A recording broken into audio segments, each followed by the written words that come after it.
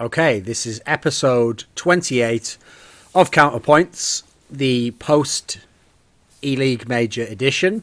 Well, it was a while ago now that the actual major was.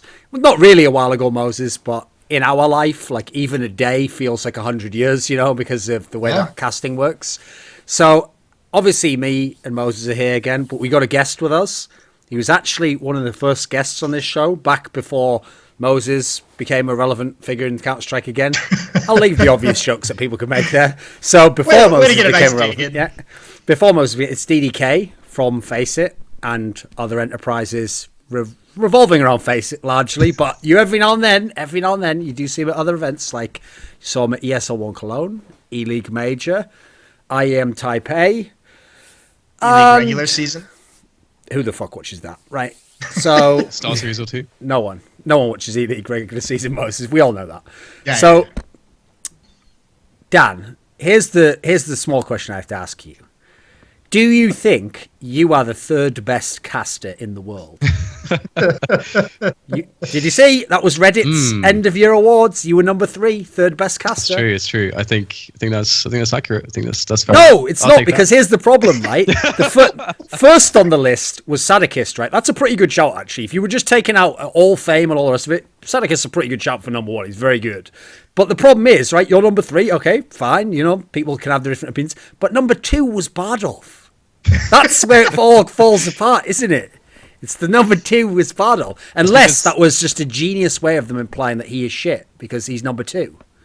So I don't know if that's what they were trying to do, if meme magic is real, but I think they're just aware that he's probably going to die soon. Out of all the commentators, he's probably going to die soon. So right. Dan, you're getting into a lot of trouble with this, Dan. So I'm just going to say, for everyone who doesn't know, Dan means because James, as a hobby, is doing scuba diving with sharks. Because again, I notice you get into this trouble with this a lot, Dan, where you don't reference the context and you say things about James which people interpret racially, believe it or not. So when you say that he is going to die soon, that's not any sort of comment on the political environment we live in, or Trump's America, or anything else like that. That's just about James's ridiculous, extravagant lifestyle. Listen, right? there's no way Bardolph is in like the top 5 of the casting Deadpool. There's no way that he's up there. He eats cheese in his pastime. His Twitter is filled with today's daily cheese. Someone like that you are saying that in the presence of Dan, who made a tweet about broccoli. Good point. Fair point. Yeah, and that wasn't a metaphor. That wasn't anything on Urban Dictionary. He literally meant he just likes broccoli. He actually was being serious, right, Dan? If that's like the worst thing I tweet when I'm drunk, then I'm happy. Okay. I'm happy. I had to make a rule to stop tweeting when drunk because of things like that. That was an epic night. I actually had a long list of drunk WhatsApp voicemails from DDK. Oh yeah. I directed it all to you, so I didn't direct it to Twitter. That was really fucked up. See, here's the thing. You've got to be that, right? Yeah, Moses. Okay, cool. Obviously, yeah. Moses, you've got to be careful here, mate, because you don't know this, but Dan's very sensitive about what private information is given out on podcasts. Now, I will say that's because on an episode of By the Numbers, Richard just literally relayed a story about Dan having sex with a girl and then like seeing someone get killed in a fight or something. Like, and Dan that was in the legendary Taipei. I was there. Yeah, it was one of them. But then Richard just told this story on an episode of the podcast, and then Dan. Yeah. You know, not entirely unreasonably, was like, could you please not do stories without asking? Which is fair play, right? Extreme. Taipei was a good event. Yeah. From most perspectives. I never seen you so happy. Yeah, I never seen you so happy. Jason was walking around like a school kid, basically, like just the giddiest person I've ever seen in my life. Just walking around on the streets. We were in Taipei at it was like a gaming convention. So like all the stages in Taipei were like little mini Chun-Li's and their cosplay just like running around. It was great. I was like the happiest. It was like literally stages full of Chun-Li's. And then the next stage would be like Sailor Moon cosplayer, like a pirate. And yeah, Asian that's what's awesome about like here's the thing, okay? For obvious reasons, a lot of people don't want to go to Russia at the moment. But one thing I'll say about Russian culture and Asian culture in general is that feminism hasn't really gotten a strong grasp on them yet. And so if you go to any sort of gaming thing, it's fucking the shit, mate. Like the visuals, the aesthetic and the scenery is absolutely top draw stuff, you know. There was a choreographed dance segment before one of the esports competition in Taipei. I have a video of it somewhere. There's actually footage. Anders followed me around that convention. And he somehow hasn't released that incriminating evidence of me just, ear to ear grinning. That was a good event. That was a good event. We need to go back to Asia. I was actually just in because Asia. The video would get taken off the internet because it would be tagged as ape furiously masturbates while watching women in gaming cosplay. Yeah, that could be it. Okay. Actually, I mean that's why this Counterpoints episode is so long. I was just in Asia, guys. I just came back from Thailand, from Cambodia as well. It's good stuff. Asia's a sweet place. Okay. And Moses is actually our first transgender guest on the show. And team. Right. Anyway, so, right. Obviously, we're not going to do a huge breakdown of the major because there's been so much stuff since then. And I actually think with a lot of the stuff that happened in the major, I think because of like, there wasn't too many surprises in terms of who went how far in the tournament. I actually think there's not like tons to get into because it's a few weeks ago. But I will start with this, okay? So Dan actually did a video recently where he analysed, I think it was the Overpass game, right? The second map of the final. Was that the one that you did? Did you watch that? I watched some of it. Like, so nice. He broke down the Virtus.pro versus Astralis Overpass game, which obviously was quite a key game because it was a 16-14, and if Astralis had lost this, it would have just been a 2-0 actually, although admittedly every map was reasonably close in the series. So can you get, without, obviously people can go and watch the whole video if they want to, Dan, but can you give us like some overview of after making the video, like, you're not just someone who only saw it live like many people, what are your thoughts, your takeaways from how this final played out between Astralis and VP? Like, what were the key aspects, do you think? I think a really good way to look at it would be that Astralis, and I think this is if you watch Overpass and you see the like where the leaks were for Virtus.pro to actually end up losing that match. Like, Virtus.pro had loads of good spots in the game, but what really shone was actually Astralis's ability to play incredibly safe to a point where they would never ever take risks unless it was necessary. And so they were always forcing Virtus.pro to be in a position where they would have to take initiative. And this is what really worked out incredibly well on the CT side, which was the second of Astralis, which was the second half. And I think that level of consistency in how Astralis were essentially removing volatility from their play was really what made the difference. Because when it came to the highly stressed situations, Astralis never really made any mistakes as well at the same time, because they always were sort of like a step ahead in most situations. There are a couple spots where Virtus.pro were really ahead, and this is because one of the reasons why I made the video is because a lot of people said Virtus.pro, they threw that match. They obviously exaggerated in terms that they threw the game. So I wanted to see, was it actually them throwing it, or was it Astralis actually just playing super well? And it was a mix of both things. Virtus.pro, again, they were playing on the grand final stage of a major, which they really felt like they were going to win. Obviously, the pressure was something that was mounting, and there were a couple rounds which were really, really bad. But generally speaking, that happens in grand finals fairly often. Yeah. And so that's kind of the crazy thing. If you actually put it into the context of a grand finals, the fact that Astralis just played so consistently well across the whole series by playing this like walking that tightrope, because people can really look at it in many ways when you're saying, teams not taking risks. Not taking risks can be like, that you're playing kind of like a pussy, or it can actually be that you're doing things where you're taking the slightest, or walking the slightest line that you possibly can between getting the most edges but not overstepping. And that's exactly the territory Astralis were at, and that's what they did so well to win that series against Virtus.pro, I think.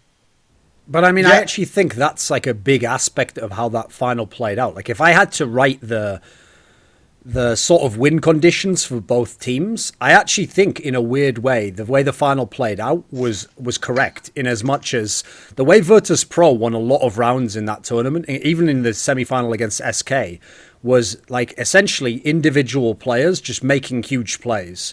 So like someone like winning a 1v3, or on Terra's side, this is one of the areas where it's most noticeable, someone just doing some really crazy push through a smoke that the CT would never expect.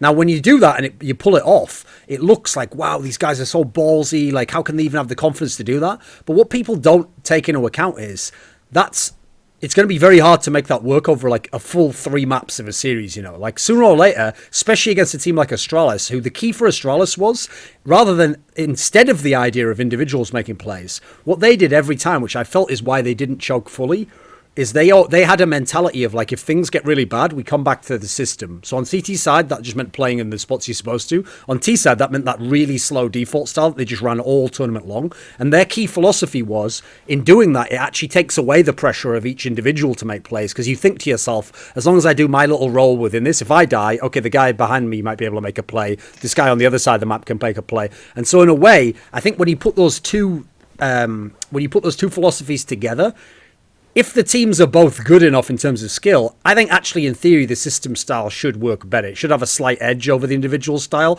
Now, not in the short term, you could certainly win a match doing that. Virtus.pro obviously almost did.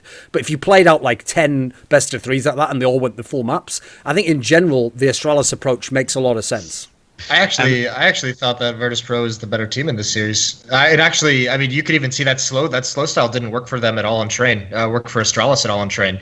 That's what kind of got him in that hole of being down 13-7. It was when that line rush outside. That's what really marked the switch where Glaive was just like, because this is the one counter to that. You saw some of the Astralis choke coming in when they were down 13-7. They weren't playing well. They weren't winning clutches. They weren't doing good opening rounds. They weren't closing rounds. And then it seemed like Glaive took all the decision making out of them by forcing them to go faster. That's what really impressed me, was the way they switched up the tempo and almost just said, let's not even think about what we're going to do. Let's just make sure we get out and take a fight and let's just win it. Let's just put it down to our raw skill. I don't think Virtus.pro threw away Overpass. Certainly, like Zipnik's winning that clutch with like 1 health or 2 health or whatever it is that's not going to happen often. But I definitely think Virtus.pro collapsed on train. That's a match they probably win that 3rd map 9 out of 10 times. One quick thing as well about Astralis' playstyle, which is really interesting as when you take into account like individual skill, and also if you take into account the context of device and how good he is within that system that Astralis want to play. It was really interesting on Overpass specifically because, I mean, generally speaking, if you look at the entire tournament, Device played amazingly, but on the finals he wasn't as impactful, and so you have to look at it and see how much of that is down to actually the opponent, and how much of it is down to actually Device, messing up his opportunities. And on Overpass, it's actually kind of sick. If you watch how many rounds there were specific pop flashes perfectly, like perfectly every single time for Device, to the point where he couldn't do anything. But that's also the thing, is that within that system, and why it can be so strong, is that Device's job is only to be working certain positions and allowing and informing his team as to what's going on, because they can play as a complete unit and they're not trying to leverage individual skill because of that style. So it gives them more consistency in the long run because of stuff like that. But from a statistic point of view, it makes him look awful. But in reality, he was doing his job exactly well for the situation. I think that might have been the most impressive thing I've seen out of Device, was the way in these grand finals, and I remember it specifically on Train, is because he was having such a bad series, and it was the first bad series he'd had all tournament. I think previously, in previous versions of Astralis, that's where he tries to do too much. He goes the other way and he tries to be over aggressive or tries to make too many plays. This time you actually saw him take a step back, and he was like, all right, Kjaerbye is going to be the one taking over. He's going to be carrying it, and I'm just going to play that supportive op style. I'm just going to be watching angles. I'm not going to go for any kind of aggressive picks. I'm just going to be there when the execute comes in to support my teammates in moving forward. Just hold one angle and make sure they can't get killed from this spot, and let everyone else do the work. And I thought that was extremely impressive for a guy who's been a superstar for so long, who was one of the top 5 players in 2016, who'd had an incredible tournament, that he's just able to take a step back like that in that series. And I think that was a big contribution to their win, for sure. I think that's like a really important development again, I think, as a star player, because there's so many different possibilities when you're a star player. And one of the things that you have to think about is like mitigating the spots when you can't play as well, and recognizing quickly that you're in a spot where you aren't going to be as effective in a map or a series, and being able to understand, like set the right limitations so that you don't fuck everything up. Because some star players can get very single track minded when it comes to like them not getting in spots where they can get the kills, or maybe they fucked up that one situation. It kind of snowballs a little bit, and then they start going a bit nuts, thinking that they have to do, and they do more than they actually should, and they start overreaching, and it causes like all kinds of problems within the team. And like, so to me, that does like show an evolution of him as a player to recognize those spots, but also again, like the system of the team helps to prop him up and generate consistency there. Because of course, previously, let's say if you take the old simple any of the old many simple teams, when simple's going off, it looks amazing and you can win a game. But as soon as that's not happening, there's no system to really back it with. So then it just fails. That's also, though, where I think like a huge advantage that Astralis had now that they've never had in the past when they had Fetish and Karrigan is that Glaive himself actually can kill on the T side. And so the key thing is he himself is kind of doing what you're saying here, Dan, which is like when he notices, in fact, this is one of the things I noticed throughout the tournament. Anytime there's a scenario where on T side, like Astralis hasn't really got like the gun rounds, they're not winning many of them yet. He nearly always calls something where he has to like go in first into an obvious example is like on Dust 2 at the double doors. No one wants to be the first guy out the double doors there. Like the amount of angles you get shot by first is like, it's ridiculous. So the amount of times he would do that and then himself sometimes even be able to get the kill there, I thought it just gave them like a massive advantage because it meant that they didn't always have to have whoever was like the last guy coming in with like a 1v3 or something ridiculous when it's a tough round, you know. So I think he did a really good job. And obviously the final was the extreme example on Train of like knowing when to like vary the tempo, when to change up what he was doing in a tactic. Because the problem is, with the exception of maybe Fallen, most other in-game leaders don't even have the option to do like if you are MSL or Pronax, like you're already planning essentially to sort of die in the round. Like your job is essentially going to be to set someone else up to win the round. So the problem is if they're just not doing it, like you're doing everything else and they're just dying, you can't then just go like MSL can't go, you know what, like I'm just going to come to this spot, I'm going to take this aspect, I'm going to entry and then I'm going to set the, you know, he can't do that. Like it's very frustrating for a guy like that. And that's why I actually feel like Karrigan got quite frustrated in Astralis before, because I know when he was playing quite bad individually, he used to feel like, well, I'm setting everything up, I'm calling everything, but it's that sort of thing of like, you know, you can lead a horse to water, you can't make it do it. Ultimately, they have to take part as well and be a part of what's happening. But the fact that Glaive has to do that, I think it does speak to a lot of the issues Karrigan had in that team. I mean, that shouldn't necessarily be happening, but I think that's part of what Astralis, when they're getting beat, that's when Glaive just knows he has to take the reins, because you see some of that, a little bit of it slipping away, and that's when Astralis doesn't get as aggressive or as confident with those kind of peaks.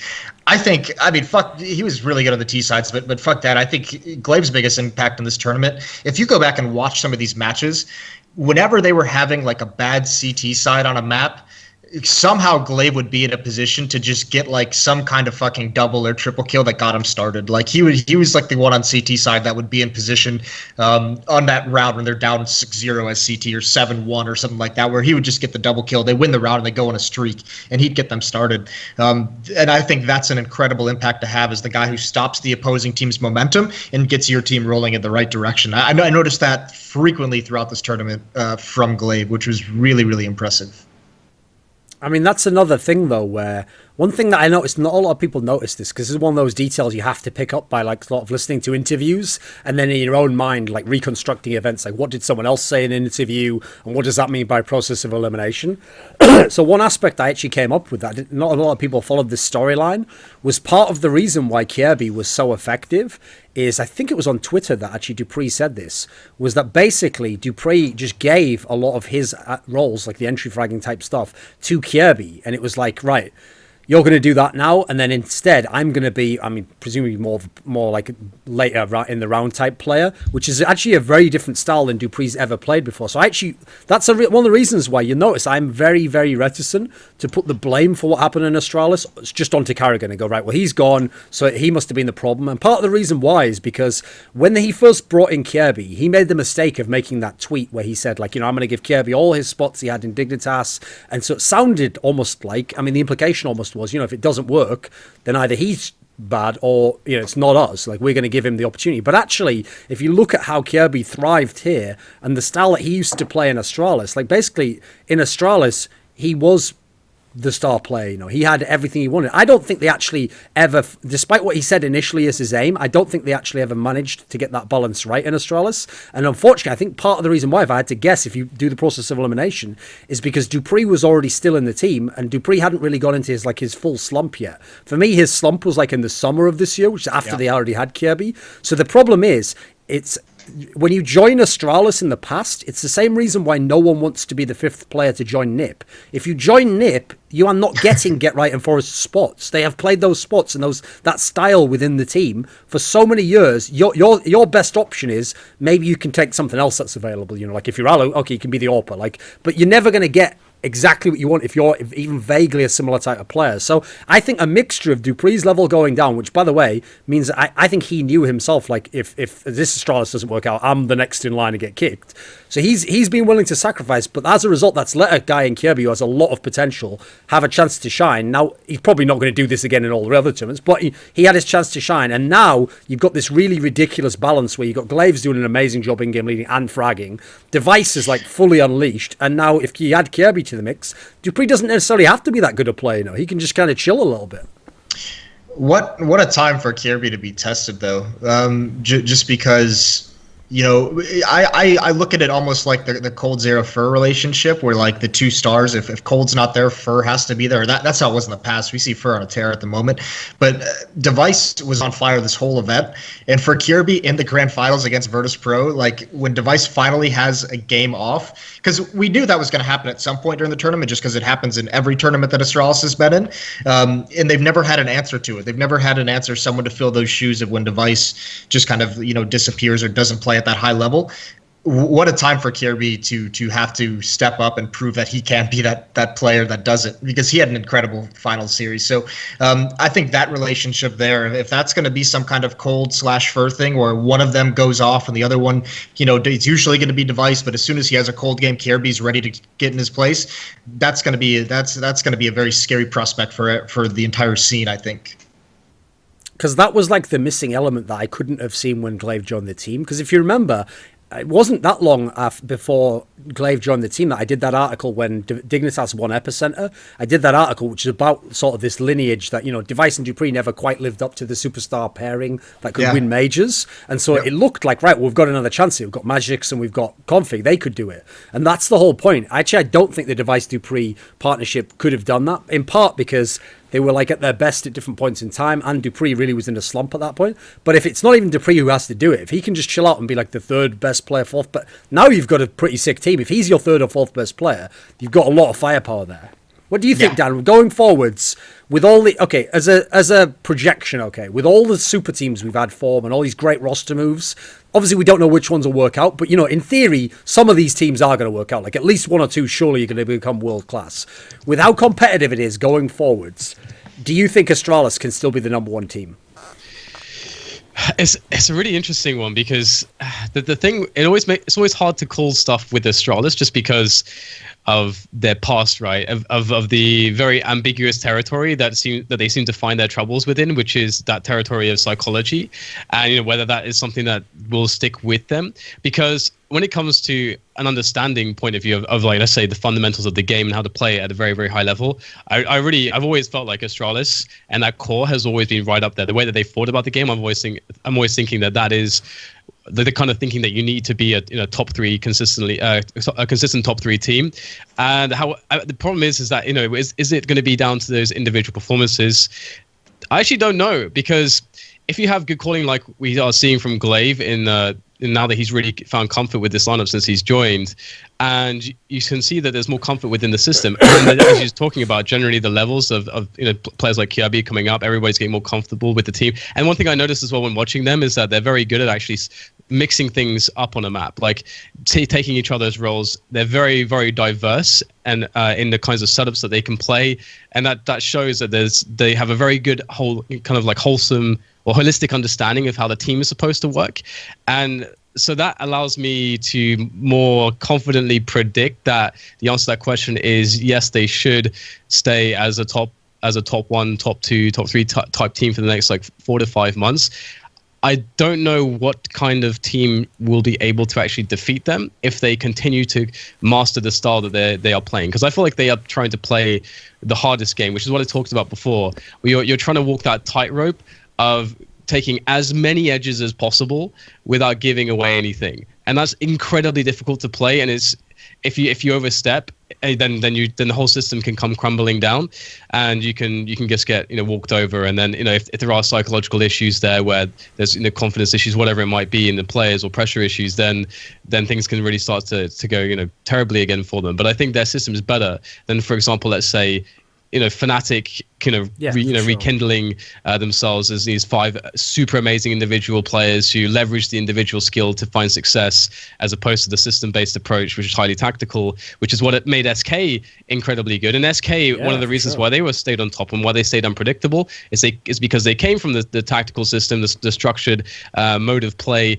And then they've kind of found, hang on, actually, we are really, really good individually with better understanding within the system how to leverage this individual skill, but still be able to go back to the system and stay within that structure to generate consistency. At the same time, keep some level of unpredictability, because we know at which points how to really go and unleash the individual skill of a player like Fallen, of a player like Cold, and so on. Like, I feel like that is what Astralis can be as well. And so for me, those are the 2 teams, and of course we'll talk about SK maybe a bit later, but those are the 2 teams I see going forwards as the biggest contenders to be over the next 6 months, consistently the top 2.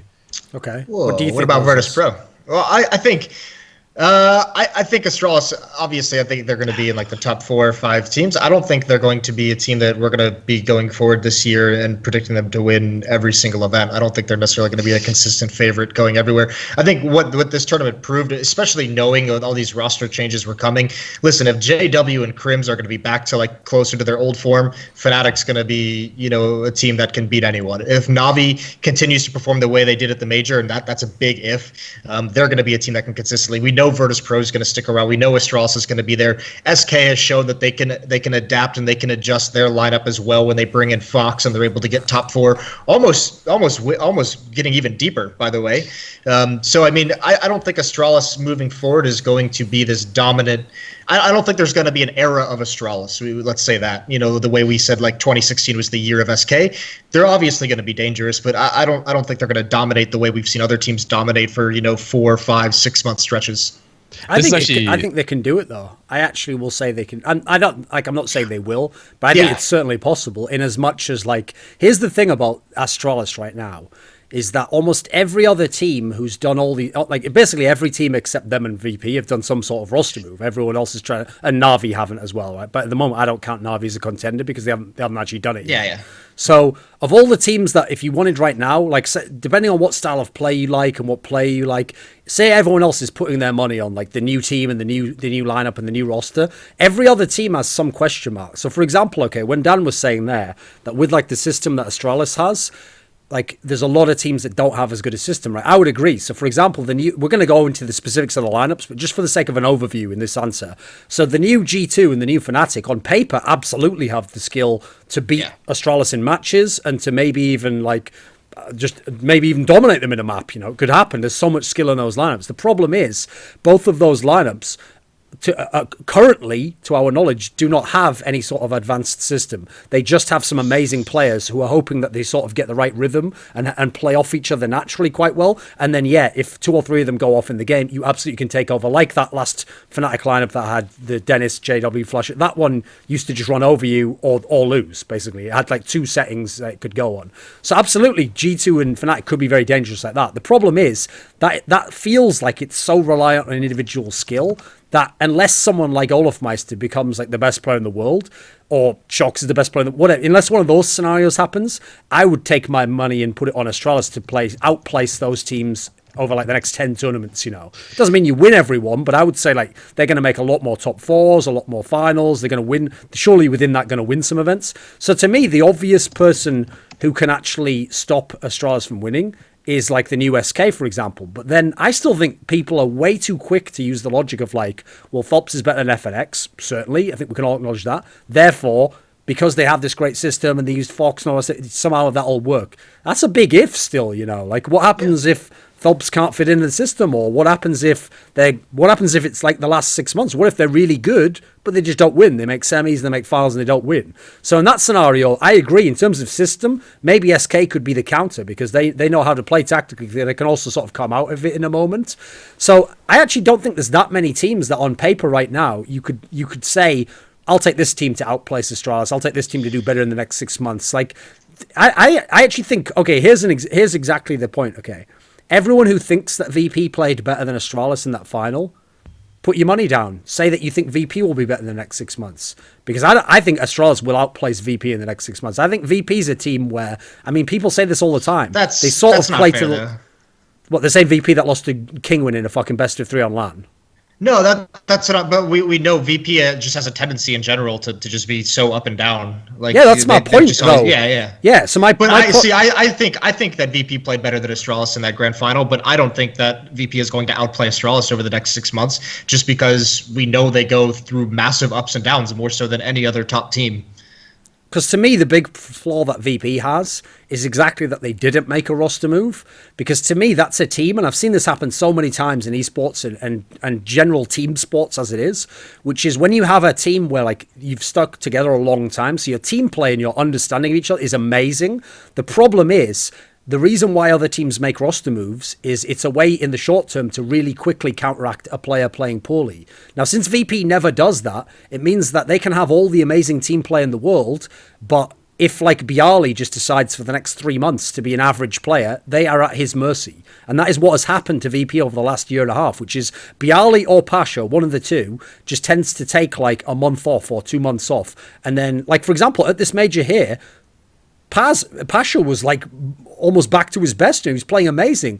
Some of the other players just all right, And so the problem they have is like for them, they're the ones who in a way have to get lucky. They have to catch the right streak, I think, of like the right 2 or 3 players being really good. Like if Snacks and Neo are really good, you could probably do a lot with that. If like Pasha and Snacks are pretty good, yeah, you can still do.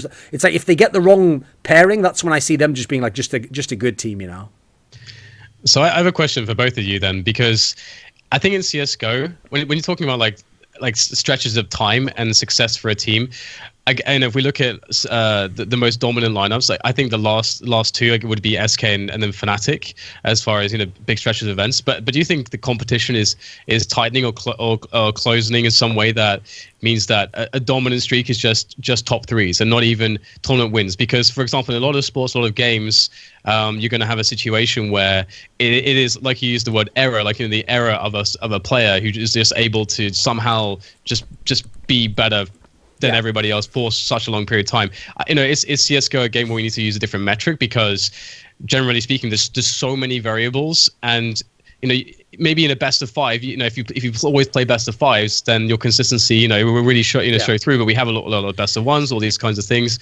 Do we just take certain tournaments that count? What actually? I mean, you'll notice a few years ago, I already started like really keeping a track of how many top 4s you get, as opposed to just did you win the event? Because I feel like, I mean, actually, funny enough, the old Astralis is a great example of this. If you get like 8 top 4s in a year, but someone else wins 2 events but doesn't get any other top 4, you were probably better than them. Yeah, they were amazing on those couple of tournaments, but on the average, the excellence is on your side. You did it day in and day out.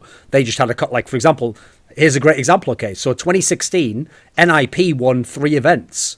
But I don't know anyone who, if you were like arguing who the best team of the year is, would even put NIP in that category. They don't even need to be there. It's like you can have SK, you can have the Fnatic at the beginning of the year. You don't need to do NIP because they were only essentially amazing on those events. And then some of them were like razor close wins, So I feel like, yeah, I agree with you in that sense. Like we should probably expand the metric a bit. Like, yeah, if you're talking about who is the absolute best, you probably have to win quite a few events for that. So that's going to be an easier one to figure out. But I do think that we should chart. Like, that's why I say it could be their era. I don't mean as in they'll win like 5 events in a row, but I mean they could have like a 6 event span where they win 2 and they make the final of 1 or 2 and they have this really great semi and another one that like, for example, when I look at Astralis right now, I don't see anyone like stomping them 2-0 in a series and like, them not having a chance in a map. I think it's going to be tough to beat them. So obviously you can lose, but as a result, I feel like even when they lose, it'll take like a team playing really, really great Counter-Strike.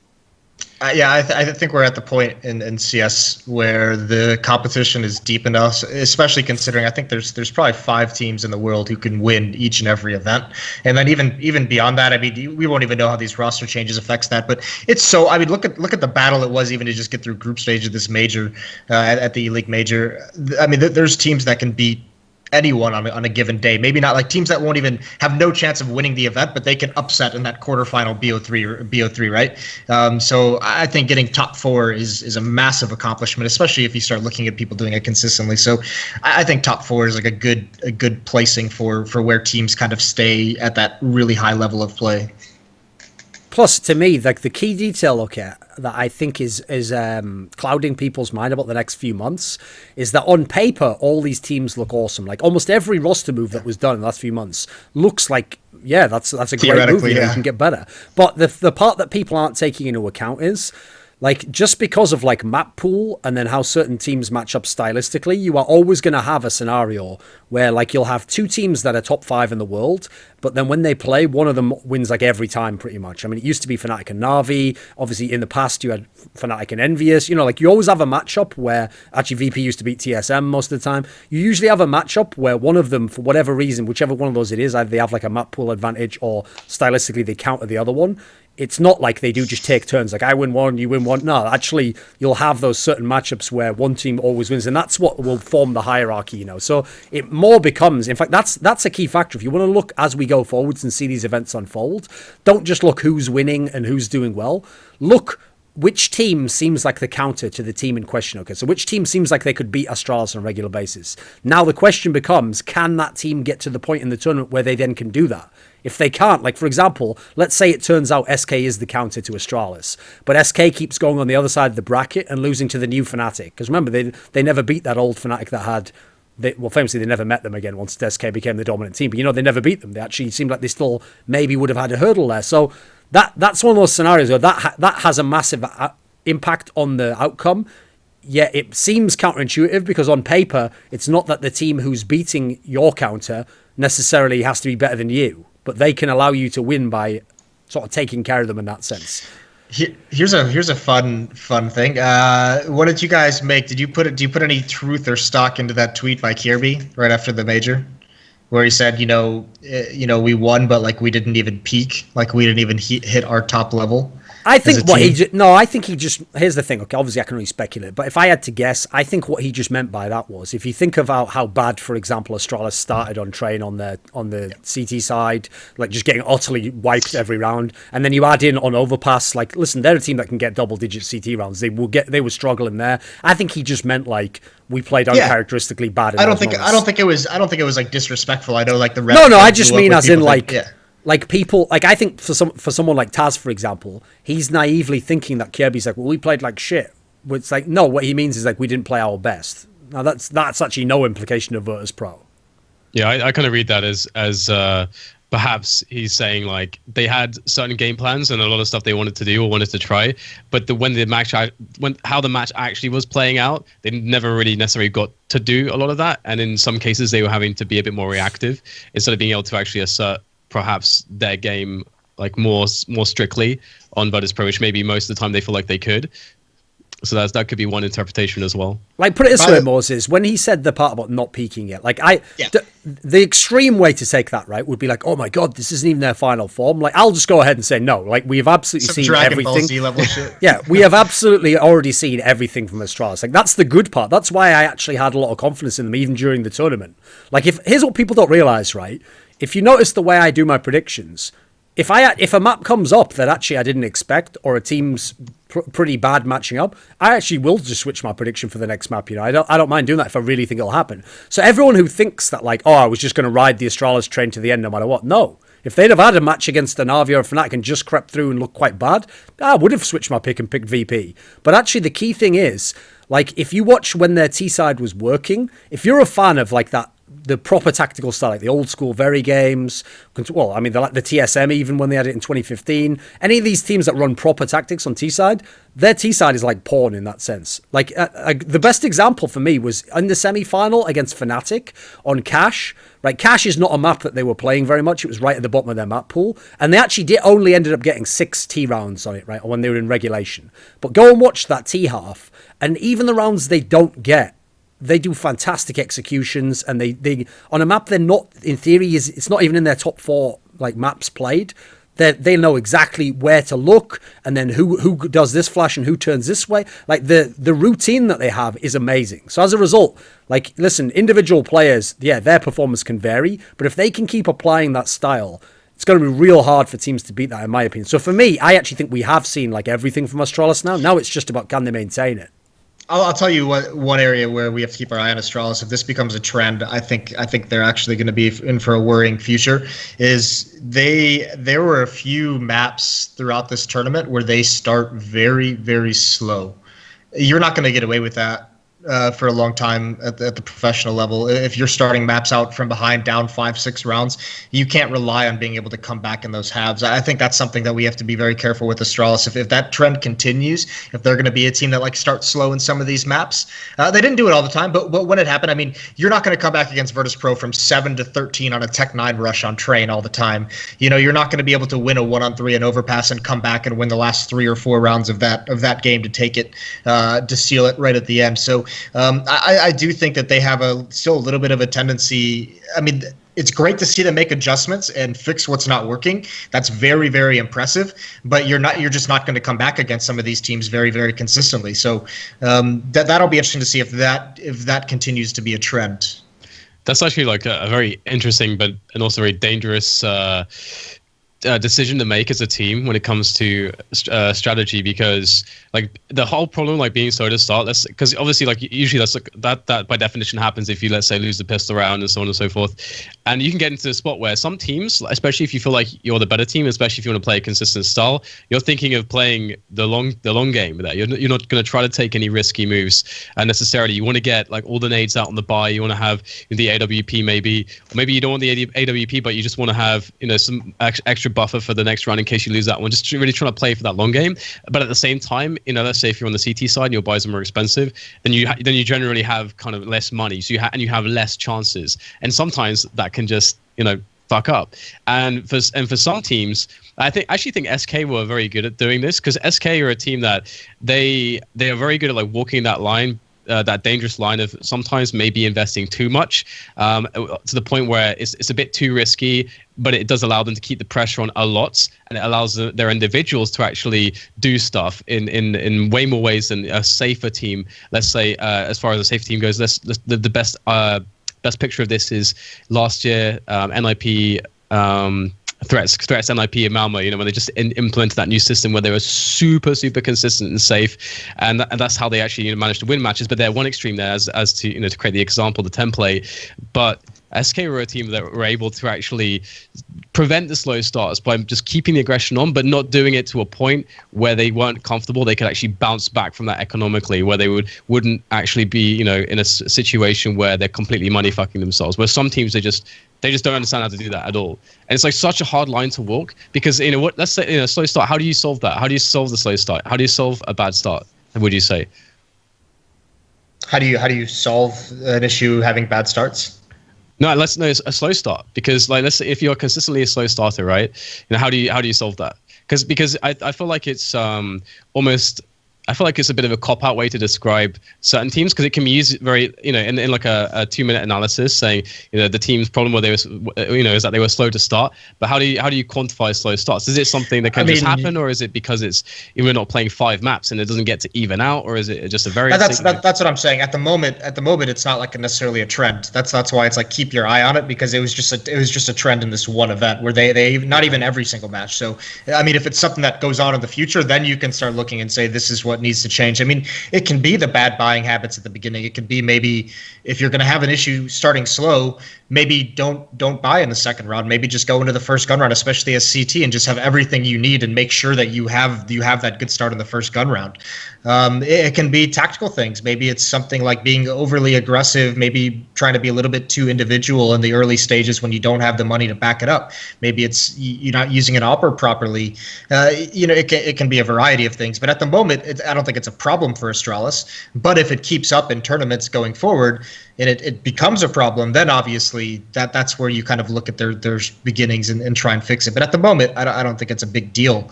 Just want to kind of keep my eye on it. It was just something I noticed through the major. Because one thing I will say about Astralis quickly on that point is that, at least, again, I need to look at the other maps in more detail and really slow them down. But on their CT side, which tends to be the side that's way more problematic on a slow start, what that was really impressive was when they had situations, because obviously they had a horrible start. They lost the first 3 or 4 rounds, maybe the first 5 rounds, something like that, on the second half, which is obviously a highly pressure situation. If they lose the map, they're out. But at the same time, they're confident to call aggressive plays, but aggressive plays in an intelligent way, where it was not just about getting the kill, but about burning the clock and various other things. Like they showed a lot of promise in how they were then able to play passively as well. Like to me, they seem to be a team that should, in the long term, this shouldn't be a problem for them, in my opinion. I think they understand the game well enough. So I would predict that will not be an issue for Astralis. Right. Well, there's been a lot of roster moves, so in setting all these ones up, once we've gone through all of them, then we can come to the scenario of like, who do we think will do well, who wants to... So the first one we'll start with is everyone's been talking about SK in contrast to Astralis. And obviously, SK and Immortals essentially just did a straight swap. So FNX has gone back to Immortals, and now we've got felps coming from Immortals to SK. So, first and foremost, do you think felps will work in SK, Moses?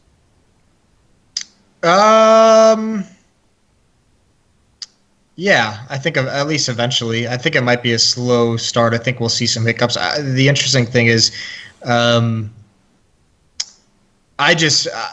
depends. It remains to be seen how, when he was on Immortals, I'm very curious to see how aggressive his lurks are going to be, because when he was in Immortals, his lurking style was very like aggressive and take map control, get a positioning far up towards kind of enemy territory, and then be in position to abuse rotations. If you think, I think the easiest example would be him on Mirage, that game against Navi that he had in the Oakland group stages, where he was constantly in window room, constantly at the murder hole, constantly harassing from the T side of Mirage with those aggressive lurks, and Navi couldn't handle it.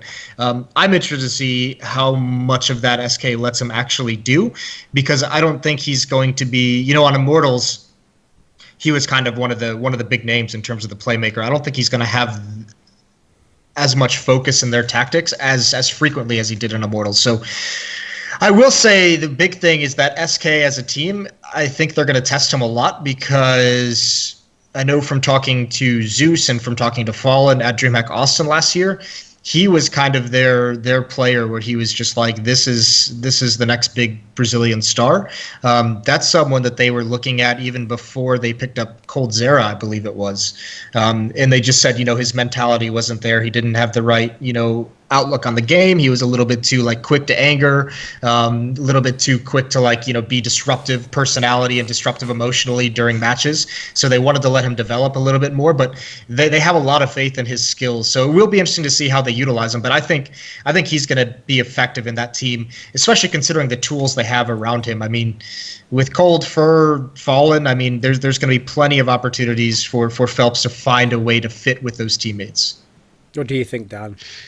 Yeah, I think it's actually one of those perfect situations, because there's all too many times that have we seen like a guy who's very, very talented, and obviously, just first and foremost, this isn't kind of like the Fox situation where you got a guy coming in who's trying to take a rollover, who's actually just way worse. If I'm not even trying to take a rollover, but if you're putting him into a team, taking away a support rifler, and he's an AWPer, but he's worse AWPer than everyone else, and that's just a mess, right? But this is perfect, because in many senses, felps is that young guy that's still ready to be molded by an authority figure with a lot of what's the best word for it? Well, Fallen he's a grandfather of Brazilian CSGO, right? He's brought up the entire scene. He's brought up all of his players, the system. He's the mastermind behind all of it. So he's going to be able to mentor and coach and guide felps into this. There we go. That's in one word. So he has the ability to bring felps into the system, because felps is still in that area. I feel like there's a lot of players that are like felps. Not necessarily as good as felps, but players that are still trying to find their way. And to some extent, most players will never find their way into a system, their way into the mentor. And like a mentor figure is like one of the most important things, and perhaps understated, generally speaking, when it comes to the development of talent, when you're talking about like mastering any kind of any field at all that exists. And so to have that is very valuable. felps will be walking into that, and Fallen has a lot of experience doing that. So I think just from that alone, and the fact that he's an amazing rifler, that to me is already very promising. I don't see any issues with him fitting in. Just that, FNX I think was a little bit more of a support rifler, but I think it's going to be fine, to be honest. So I think he's going to be able to have the versatility. It's just whether or not Fallen can bring the team back together after all the changes that they would have made, all those slight changes. Because obviously, even though, when Fox was part of the team and he kind of gave the AWP role to Fox for a while, I don't think he ever really... Well. Yeah, no, I don't think he ever really trusted Fox. And even if he would have said it to Fox and to everybody else, in the back of his head, he's always thinking probably, it's like kind of looking over his shoulder, do I have to take over the AWP right now? Is this guy actually doing his job? Always in two minds with it. So I don't think, obviously, it's going to be any issues at all with felps. I think he's going to do very well with the team, to be honest. Because I'm actually quite concerned about this move. I don't think it's as obvious as everyone assumes.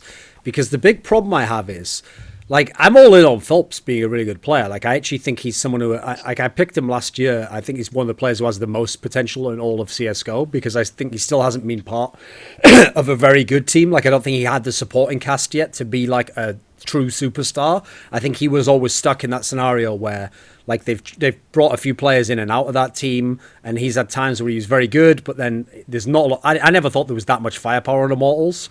So I thought they were a little bit flawed in that sense. So the reason why I actually worry about him coming into SK is precisely because of what you're saying, Dan, which is the idea that if you go and join Fallen's team, you're trusting that he's the mastermind, right? He's going to know how you should play and what you should do and all the rest of it. But that's actually the part where I'm a bit worried. I'd rather this move happened in 2018. And what you do instead is felps stays in Immortals, and he in having to sort of carry them, if that's how, because that's to me the only way they were going to get to the next level. He then fully develops his skill set, and he figures out what kind of star player can I be, and he has that year that's it's always rough for people when they have to do it, but the ones who come through that become the Kenny S, the Nico, the simple, these sick players who are playing for the lesser teams. I think it's easier to get the player when they've fully blossomed and figured out all their skill set and what they want to do, and then work a bit of the team aspect in and fit him in that way. Whereas the problem is at the moment is, as he played in Immortals, I don't see how that player fits into what SK does right now. So that means two things happen. Either SK tries to mold him, which I'm not a huge fan of when he's someone who was a star player, because they don't tend to be as good at taking supportive roles, or SK switches things around. Now, if SK can do that, which admittedly, yeah, they did a good job of it at the major, then fair play. You have to just give it up to Fallen again. The guy must be a genius at Counter-Strike if he can do this. But the way it sits right now, I think there's a massive flaw in terms of the balance of who they have in SK, because towards the end of last year, Fallen and Cold Zero was still amazing. They were still going off almost every game, but the team didn't win tournaments. So that combo alone wasn't just going to carry you to the title. And in my opinion, that was in a weaker era. I think this era is going to, the level of parity among the elite teams is a lot better. It was parity among weaker teams, in my opinion, back then. Every team had one or two flaws, and that's why everyone was waiting to do a roster move. So my big flaw going into this SK lineup is, does that mean Cold Zero and Fallen are still the star players? Because if Fallen's going to be the one, for example, like he did with Fox, he says, you know what, I'll give up some aspects. Okay, that's one way you can do. The other obvious one would be Fur has to give something up to let felps be more of a star player. And that's where I have a big flaw, because to me, I'm already amazed that Fur could sort of become a third string guy. But then it's he reminds me of what Seized used to do in Na'Vi in the beginning of 2016, which is anytime Flamey and Guardian shit the bed, that's when magically Seized would have 30 kills in the game. It's like he almost read the game as to what was going on and then knew when he could sort of take over a little bit. Fur's ability to do that. That's why I actually get a bit pissed off with the way people looked at the SK run at the major, because it had nothing to do with Fox and Cold Zero. Cold Zero played amazing like he does every single major. Full stars for that, right? Fox did what he could on the games where he was given good roles. He did well. On the ones where Fallen took over, he was just another player. What people didn't seem to understand is they wouldn't even have been in the semis without Fur. You remember that overpass game against FaZe, where it wasn't a game. It wasn't two teams playing against each other and tactical Counter-Strike and who does well. And it wasn't even about who does badly on FaZe. It's all about the fact that Fur, for no reason, just went super ham on the CT side and basically just won the whole game in a half. It was ridiculous. And that guy's not even a top 2 player in theory on your team. So if you have this mad luxury, Are you really going to ask him again to sacrifice even more? What, he's going to become the 4th best player in the team now? Or are you bringing felps in and he's going to be the 4th best player? Because logically, to me, I don't really see what the point of that is. Like, why bring in a really talented player like felps if he's just going to be the 4th best player? Like, here's the problem I see in that team, is if you were to put all the players on paper and remove all political stuff and who's played where, the actual player who would fit FNX's spot the best is Bolts. He actually would just be almost a direct plug and play. The problem is he's been in their team, and I think they've sort of decided like he wasn't cut out for it or whatever, you know. You know, it's crazy, Duncan. I mean, just to speak to what you were talking to, I don't know if you heard this. It was at the major qualifier. I heard the rumor going around that actually SK wasn't going to swap for felps. They were going to bring someone different, and they were going to bring in Lucas. So someone who had a little bit more of like a supportive tendency, like someone who wasn't like this massive impact player. Yeah. That was the rumor that I'd heard leading up to it, and and it was from other pro players. I forget exactly who. Well, I don't forget. I'm just not going to say it on the podcast. But that's the crazy thing. It's like that would have actually spoken to what you're speaking of right there. Is that, you know, now we're in a situation where SK is going to have to kind of like neuter or castrate someone to a certain degree and say, you need to be a little bit more passive, you need to be a little bit more of a supportive role at these times, these kinds of things. So that'll be really kind of interesting to see how they toy with it. But I think considering the fact that everyone in SK is bought into that system and that whole team mentality and that kind of team environment, I think they're going to be all right. That's why I think there's going to be a little bit of a growing period early on, but I think in the long run, I think they're going to figure out those issues. It's funny as well because you brought up, Duncan, that like you would have liked to have seen felps basically just carrying the shit out of a team for like another year before coming in to SK. But then in the sense, maybe it is good timing by that logic as well, that he's going to be easier to mold because he's not used to defining himself as a player and his identity as a super carry. And this is because this is an interesting thing actually, because something that a lot of people don't realize probably is that there's been many instances in the past, which is why I really like that you brought that point up, where you'll have a player that ends up being the best player, but for years he was on a shitty team or like was carrying or was in a league that was not even like close to as good as him, but he was just there, just pounding everyone. And very interestingly, there was a player in Quake 4 who called Toxic, for those who don't know, who achieved a huge period of dominance, and he was famed as well for actually, this is a bit of a side note, but he was famed for actually choosing practice partners who were terrible, actually. And he would just spend hours crushing them. His practice was just crushing these people and playing the perfect game over and over and over and over again against people that can't beat him. So, and the interesting thing is, you know, you could go into certain details with that, but the one detail that I think is important is that construction in your mind of who you are from an identity perspective as a player, and because how you construct that is very, very important, obviously, because then it's going to have ties to your kind of emotional reward system, and because it's tied all to your performance, because your performance, you know, what is your performance based upon? If it's based upon like carrying and doing all this crazy shit and getting the glory and being used to all that fame and needing that, or rather then it means that eventually you kind of start to need that and start to feed off of it. But if you're, you know, a player that's always looking out for the team, and your role is never to be the carry, and you're always thinking in the mindset of trying to prop up the team in other ways and just generate like a healthy ecosystem, have a more holistic approach to the entire team and your teammates, then you're going to have a different identity. And for some people it's easy to break out of this, and for other people it's impossibly difficult. And that was always the very fundamentally important question about Simple for me, is, you know, because is it ever going to be new Simple? Because obviously he is that player, like, and he's so good because he knows that, and he identifies so heavily with being able to just dick on everyone. So it's a really interesting contrast there, and that's the question with felps, is like, what is his identity? Because based on how strong it is going to dictate how easily or not Fallen can help mold him to the team. Like, one of the big problems I have with this idea of essentially stacking a lot of skill is that, okay, if you win, that justifies it all, okay, right? Everyone in their own brain can go, we won, I'm the best, I'm the champion. That's all fine. That will solve all the issues. My problem is, not only for the team themselves is it kind of a waste if you then put all these great players together and you don't win, but on top of that, I actually think this is obviously not what players are thinking about, but in a very abstract sense, the way we look at the game and we think of the great players, you actually sort of rob what would be a great player of the chance to really be like the man on his team. Like, for example, I made this point to you at the Major, Moses. Like, if SK wins, as they did in the SK era last year, then if you're Fur, you're like, who gives a fuck what people think about me? Like, I got the trophy, I was the best, who cares? But imagine a scenario like they had for the last few months, right, where SK wasn't winning. Well, in a world where if SK never won again, it actually would be sort of underwhelming if Fur just played in that team his whole career. Because I think if you put that guy on Immortals, I think he'd go fucking mental. I think he could be like a top 10 player in the world. But just because of the system they've used in the past on SK, he probably never will be. You know, like, the space is already taken up by your in-game leader and your star player. So it's fine if you win. So here's my problem with this, okay, is that if I had to give an analogy for what I think could happen in the felps move, it's actually going to be Astralis. It's going to be when they brought Kjaerbye into that team. Because that's their problem exactly right there. Like what I was describing earlier. They brought in someone who was the carry of his team and looked like, right, this guy could be, you know, the next best Danish player. Then they put him into a team where other people already had the star roles. And they were like, listen, here's like sort of a role you've done. Like, do your best. Like, see how it goes. But it didn't really click, you know, because he was the one, like, think about it. Having the youngest player or the newest player to the top be the one to adapt, that's a lot to ask, you know. Like, a veteran is going to be way more adaptable in that sense, in my opinion.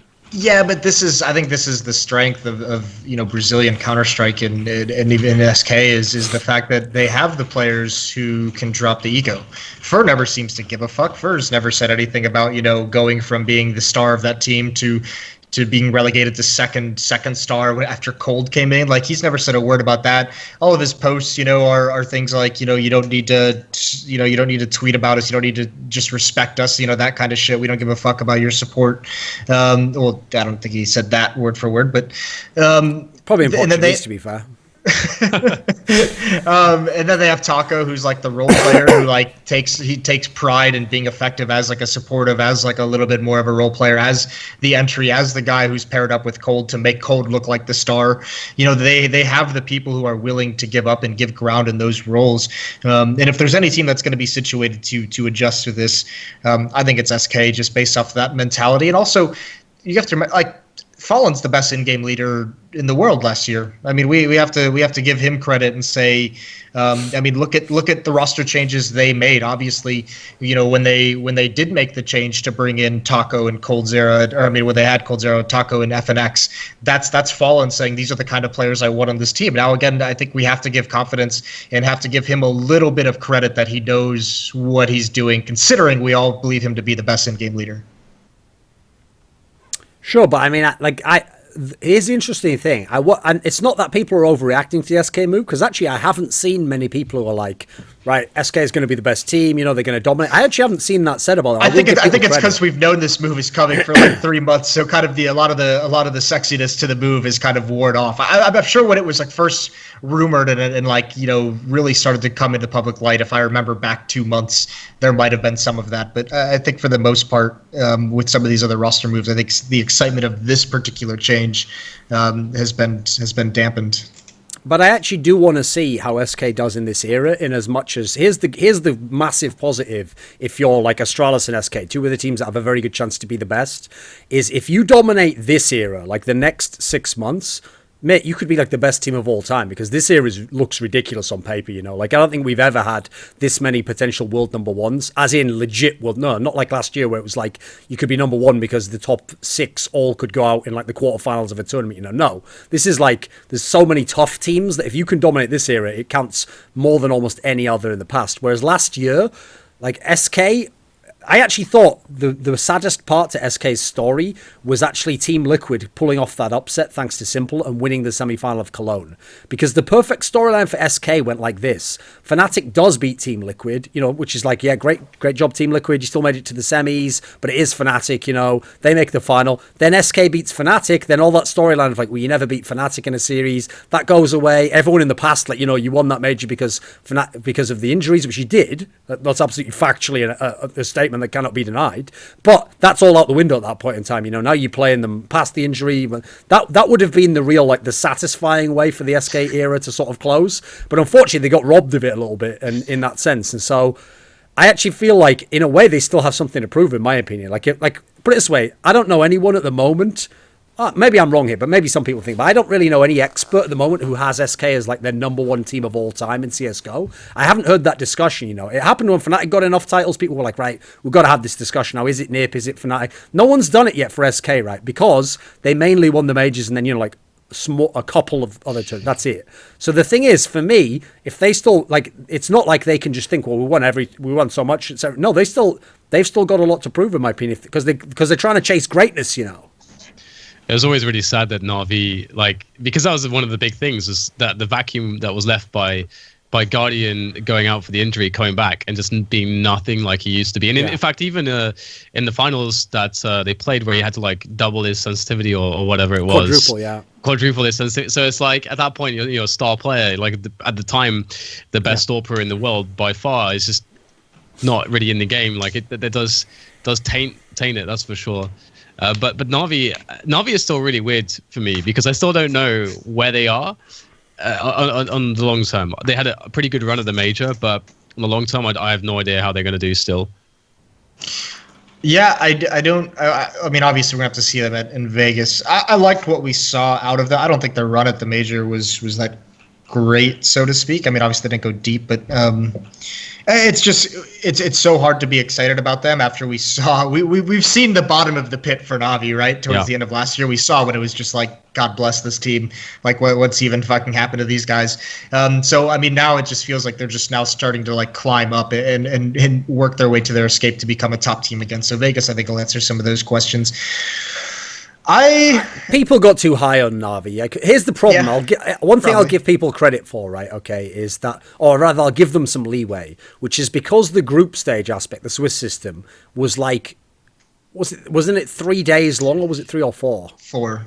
So okay, so it was 4 days long. Because it was 4 days long and they won 3-0, it made it feel like, oh, but they were doing so well. Yeah, but they only played 3 maps. So as a result, if that was the best part of the tournament for them, it wasn't. And they didn't play T sides, I think, through the group stage. Exactly. They played 2 cobblestones and a dust 2 or something like that. So the problem is, it's not like they had 2 good tournaments and then this one they underwhelmed. That was their best moment. It's just, it felt like it lasted longer because it was 4 days. You had to wait until they played the quarterfinal. We saw promising signs though out of them, at least. Sure, but put it this way, that can't be the ceiling. If that's the top level, they're not going to win tournaments. Mm-hmm. But I will say this.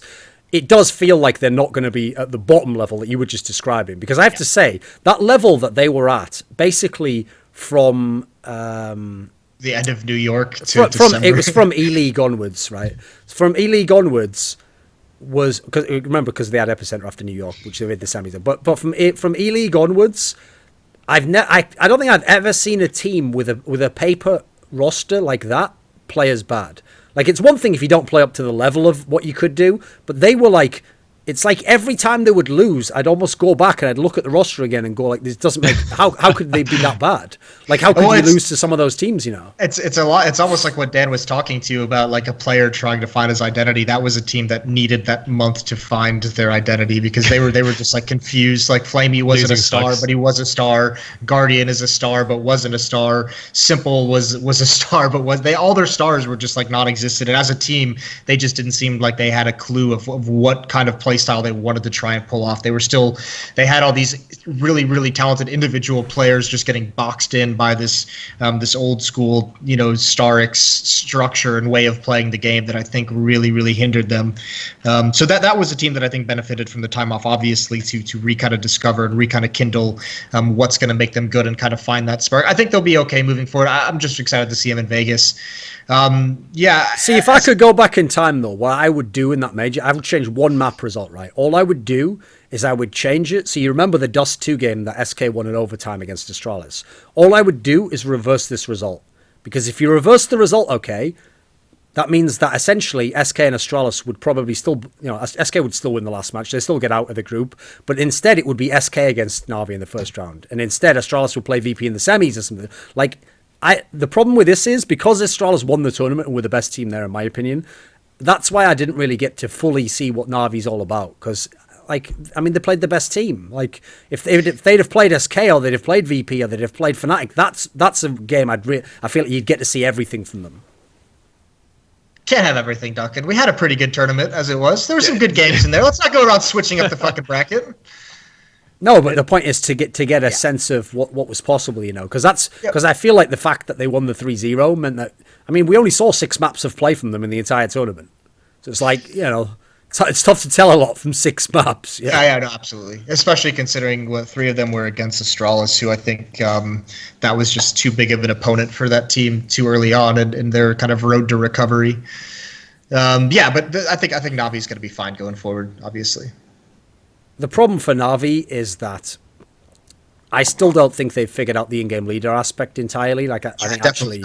Definitely not. So my big problem is they're still trying to win off individual skill.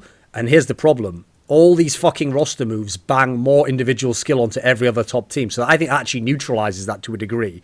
And it's not like they were getting everything out of their players anyway. So I think that's a dangerous game. Hat in hand and be like, please come back. I don't even know if it's possible, though. That's the problem, right? I mean, Gambit got a legend spot, so logically there's no reason to... unless you pay a massive amount of money, I don't know if you can even do that. So that's why the next few months for Na'Vi... Here's the good thing. The good thing about Na'Vi is, because they've got so many talented players, either it works or some of them break up and you get exactly what I was talking about with SK. You do get some of the players go elsewhere, in which case that's better for the whole CIS scene. Then, like, imagine this world, okay? Imagine Na'Vi didn't work out in the next 3 months. In fact, imagine they had a couple of real stinkers again, right? And then they had one that was good, but it was like, semi-final loss or something. Imagine they broke up half the team. So Guardian goes, anywhere. He goes to FaZe or something, he can go to anywhere he wants. And then imagine that for whatever reason, Flamey goes to Gambit. And he goes to join it. But then Na'Vi takes in, pick any players you want. They take in Adren and someone else, like whatever mixture you do, those all become much more exciting mixtures. Because at the moment, all the best players are in Na'Vi. And then Gambit have got all these great veterans and a couple of up-and-coming players. But it's like no one's really got like the perfect balance in any of these teams, in my opinion. Like, I think Gambit lacks a bit of firepower, personally. So I actually think it's one of those scenarios where it will work itself out, because either it will work for one of these teams or they will break up and naturally the skill will sort of peter out into the other teams. All right, the next team I want to talk about then is the French team. So it's going to be G2. So we heard about this rumor quite a while ago, literally this exact lineup, which is the one where they brought in the envious players of MBK, Apex, Kenny S, and they just kept Shocks and Body, and then Smiths becomes the coach, whatever the fuck the coach means. Presumably he just tells people to throw flashbangs. I don't know what he does. So what do you think, Moses, of the new G2?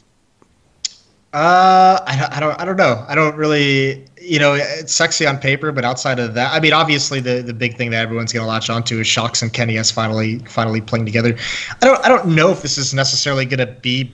I don't think this is going to be enough to really compete in the current age, because the one thing that French teams have always struggled with is having some kind of strategic structure. Even when Envy was like the best team in the world, even when they were winning the major, they weren't like some tactical masterminds. Even when Happy's on the team with LDLC, they were the ones who kind of innovated the 4-1 death squad with him on the hard lurk. So they've never really had an advantage tactically, and we're starting to see that teams that have that tactical and strategic edge are having a big impact. Yeah, the skill is there, obviously, but the skill's always been there in French teams. It's the fact that they've never been able to get a whole lot out of their players for the skill level that they have.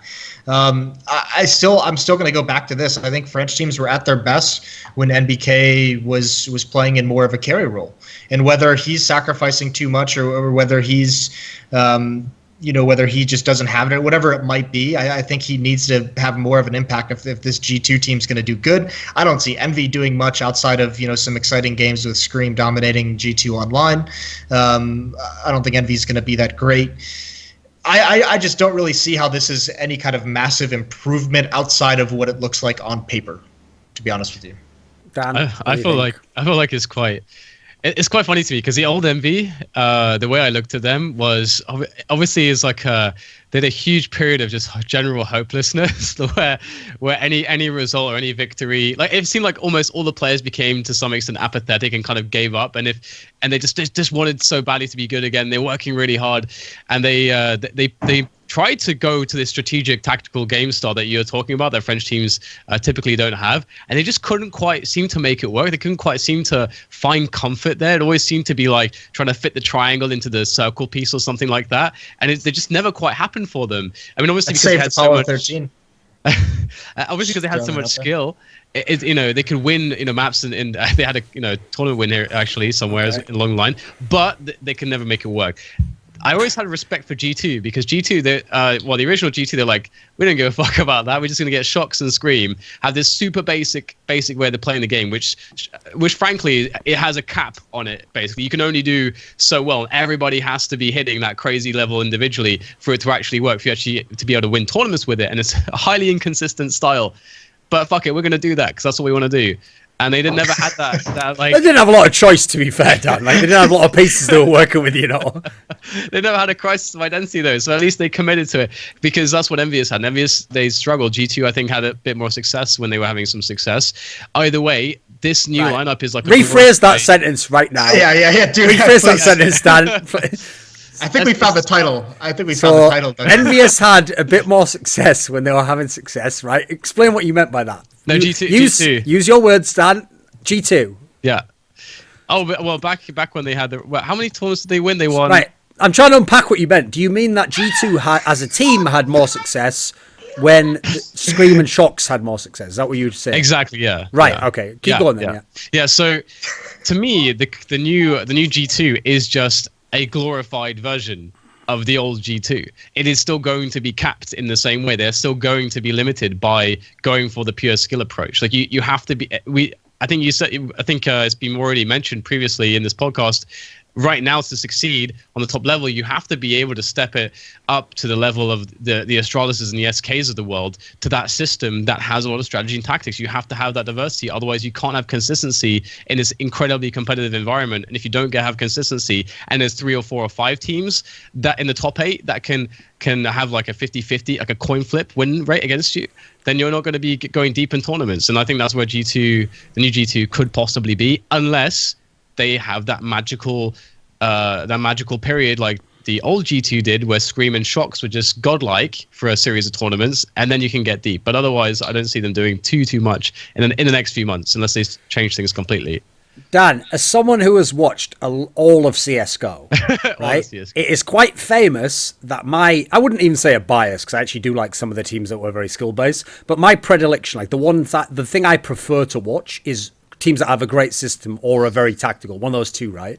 Yeah. Now, if you have watched and followed those teams for the 4 years plus that CSGO has been out, the depressing thing is they don't just grind everyone else down and win consistently, and they're actually not generally the most dominant teams in the world. You have the odd one that manages it, right? Otherwise, the teams that are the best in the world, sadly, tend to be teams that are on some level of the scale where they have an amazing player going off, and then they build something around him. Now, if they're a very, very extreme end of the scale, is like Envious of old, even this Fnatic lineup at the beginning of 2016, where it is just mad skill that is winning you these games. Like, you shouldn't. Like, I think that Fnatic team is even worse than the old LDLC. Like, the one where they had Dennis, JW, Flusha, Olafmeister, Crims. This was the lineup to me where I have never seen anyone more like win maps that they shouldn't. Like, I even said, I remember charting when they'd won those 6 tournaments in a row, right? And even though they've won 6 tournaments in a row, looking at their map pool and saying, if I had to objectively look at their maps, I can't even say they're better than they're good on more than 3 maps. But the numbers don't tell me that, because obviously they're winning the fucking tournament. So they're winning games on Train, they're winning games on Overpass, but I have to look at it and look how they play and go, they're not actually good on these maps. Now, in a way, you have won on them. That's what it doesn't make sense to people. You can win on a map without being good on it. That's what's bizarre. Because if you really do just have the best player, that's like that like warps everything around him. That's like being Neo in the Matrix. Like, in that scenario, you can do stuff that doesn't make sense by the normal rules. So that's the thing. If you're G2. Yeah, to be the best team, you pretty much have to hope that Kenny S or Shocks becomes the best player in all of CSGO. That's the win condition. The thing is, that's not ridiculous that could happen for one of them. They are so, and the key for me, the reason why I think I'm actually a lot more positive about G2 than everyone else seems to be, is that the thing I think is fantastic about this, that they haven't done in any of the past French teams which tried to be like aim-based, is all the other French teams that were aim-based were people having to sacrifice aspects of their role.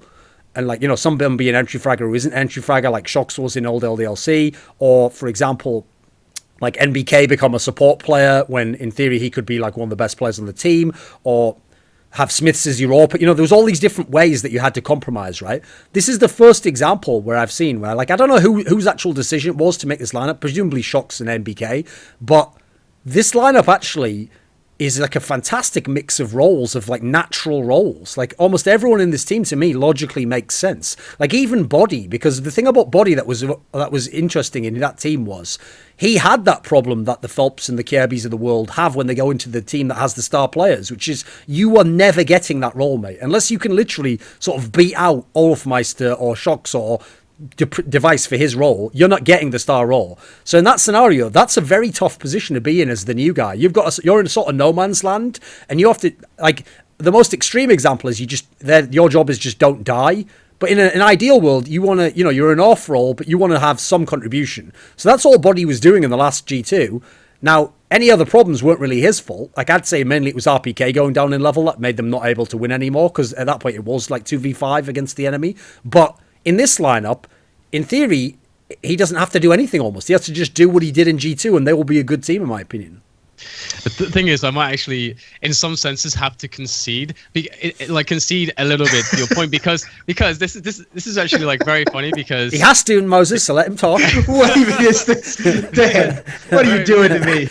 So, one of the reasons is because the fragile part of my brain, which calls itself an analyst, needs to try to put the world in this box, which makes sense. Where you can. Dan, I know that's why I'm saying I've been so all in on these tactical teams. Exactly, dude. I used to watch every one of those Very Games NIP series and be like, it's okay, Very Games are going to win this one. They're doing it all right. They're like, oh look, some fucking individual player just put his crosshair on 3 people's heads, and now that's over. Oh great. Yeah. That is always the biggest conundrum, the Fnatic era of dominance. Yeah. Like it just when you it defies everything, because the whole point that we base everything around is that if you have individual skills, the only thing that you can't consistently predict, especially in a game like CS, because there's so many variables, so many ways for it to go wrong. It's the only thing you can't predict. So for it to just it's just. This is exactly why G2 isn't going to be good, though. They have the same. This is the same tendency as Fnatic you're talking about. It's just individual skill. Yeah, but I think they have a better distribution of roles. So that. But they have no idea how to utilize it. They have no idea how to use it. I think they do. I think they absolutely do. Like Shox, the style of play that they play is Shox's style. Here's the difference. I've said this a million times. People still don't seem to take this into account. Anyone who critiques G2 last year for not being like a top 3 team in the world is a fucking idiot. They had Smiths, RPK, and a guy who's never played on a pro level. That's like me giving you the ingredients of a piece of spinach, an old can of beans, and some buttons, and saying, now make me a fucking cordon bleu, you cunt.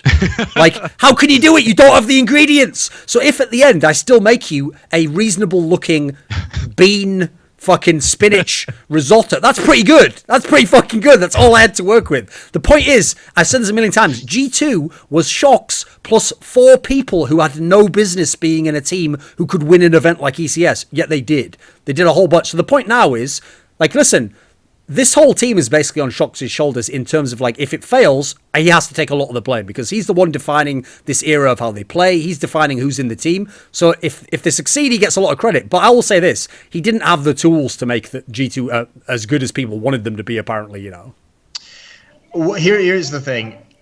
I don't think we can make a judgment on G2 until like 2 months in, 3 months in, because this is a French team, and we all know that they have these insane honeymoon periods of when they get together, they're just like god tier for like 2 to 3 months. They have like that streak of events as soon as they form these new lineups. Every time there's like some kind of a French revolution, one of the teams just goes on a tear immediately after the changes. At some point, they like hit this critical mass, and then it's just like a steady decline. So I think the first 2 to 3 months are going to be fine for them because everyone's going to be working together. Everyone's going to be trying things out. Everyone's going to be feeling happy and comfortable. I think it's going to be interesting to see where they go from there if they start struggling again. Just because that's when French teams collapse. That's when they give up. That's when they start conceding everything like Dan. The thing is, what you were talking about, Dan, in terms of the aspect of that, like the Fnatic thing and how it doesn't make sense, that is also what means that Counter-Strike will always be an interesting game because there's this ridiculous world in which when a team wins that has not that much talent in it and they just have fantastic tactics, then you go, right, that's the way you should play, that's the perfect way to play.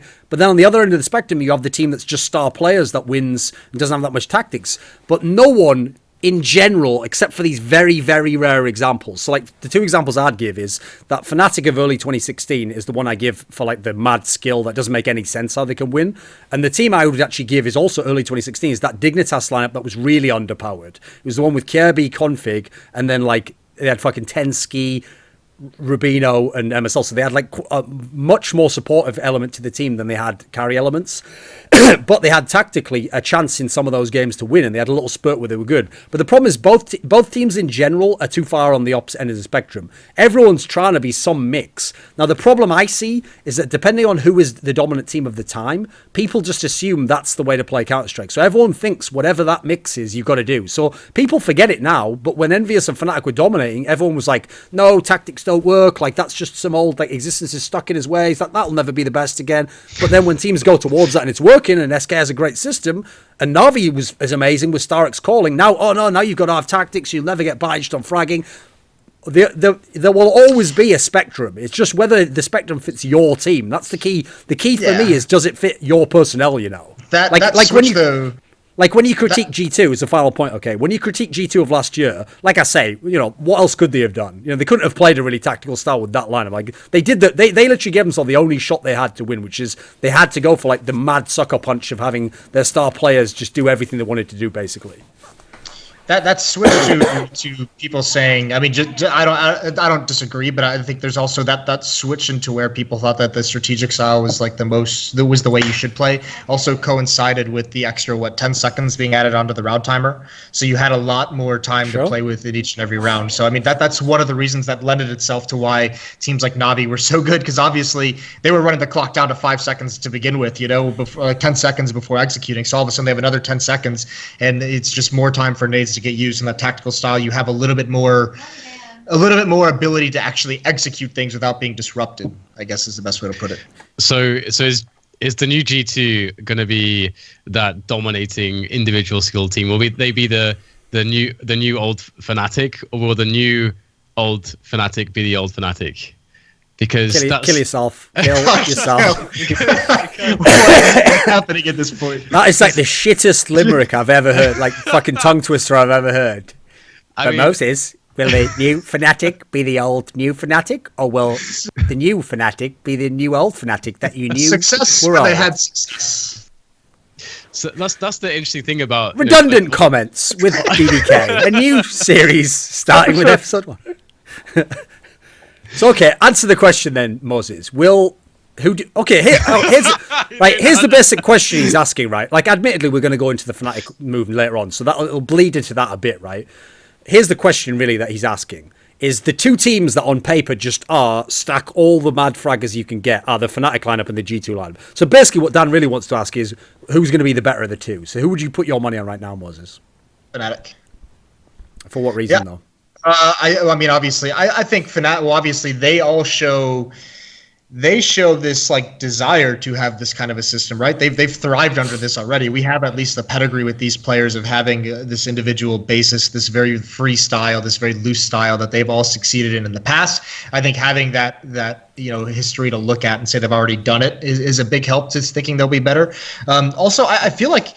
I mean, Dan alluded to it earlier. The French teams have, like, at times, like, not necessarily G2 with Shocks and Scream, but like this Envy roster throughout the year, throughout 2016 when they were struggling, they talked openly about the fact that they wanted to be more strategic, that they had to find some kind of a structure, they had to find some kind of a way to have a game plan, and they just never could. And I don't have a whole lot of faith, because ever since existence is out of these French lineups, I mean, look at the Envy that, like, Cologne 2015, where watch them play at Cluj, where they won that one.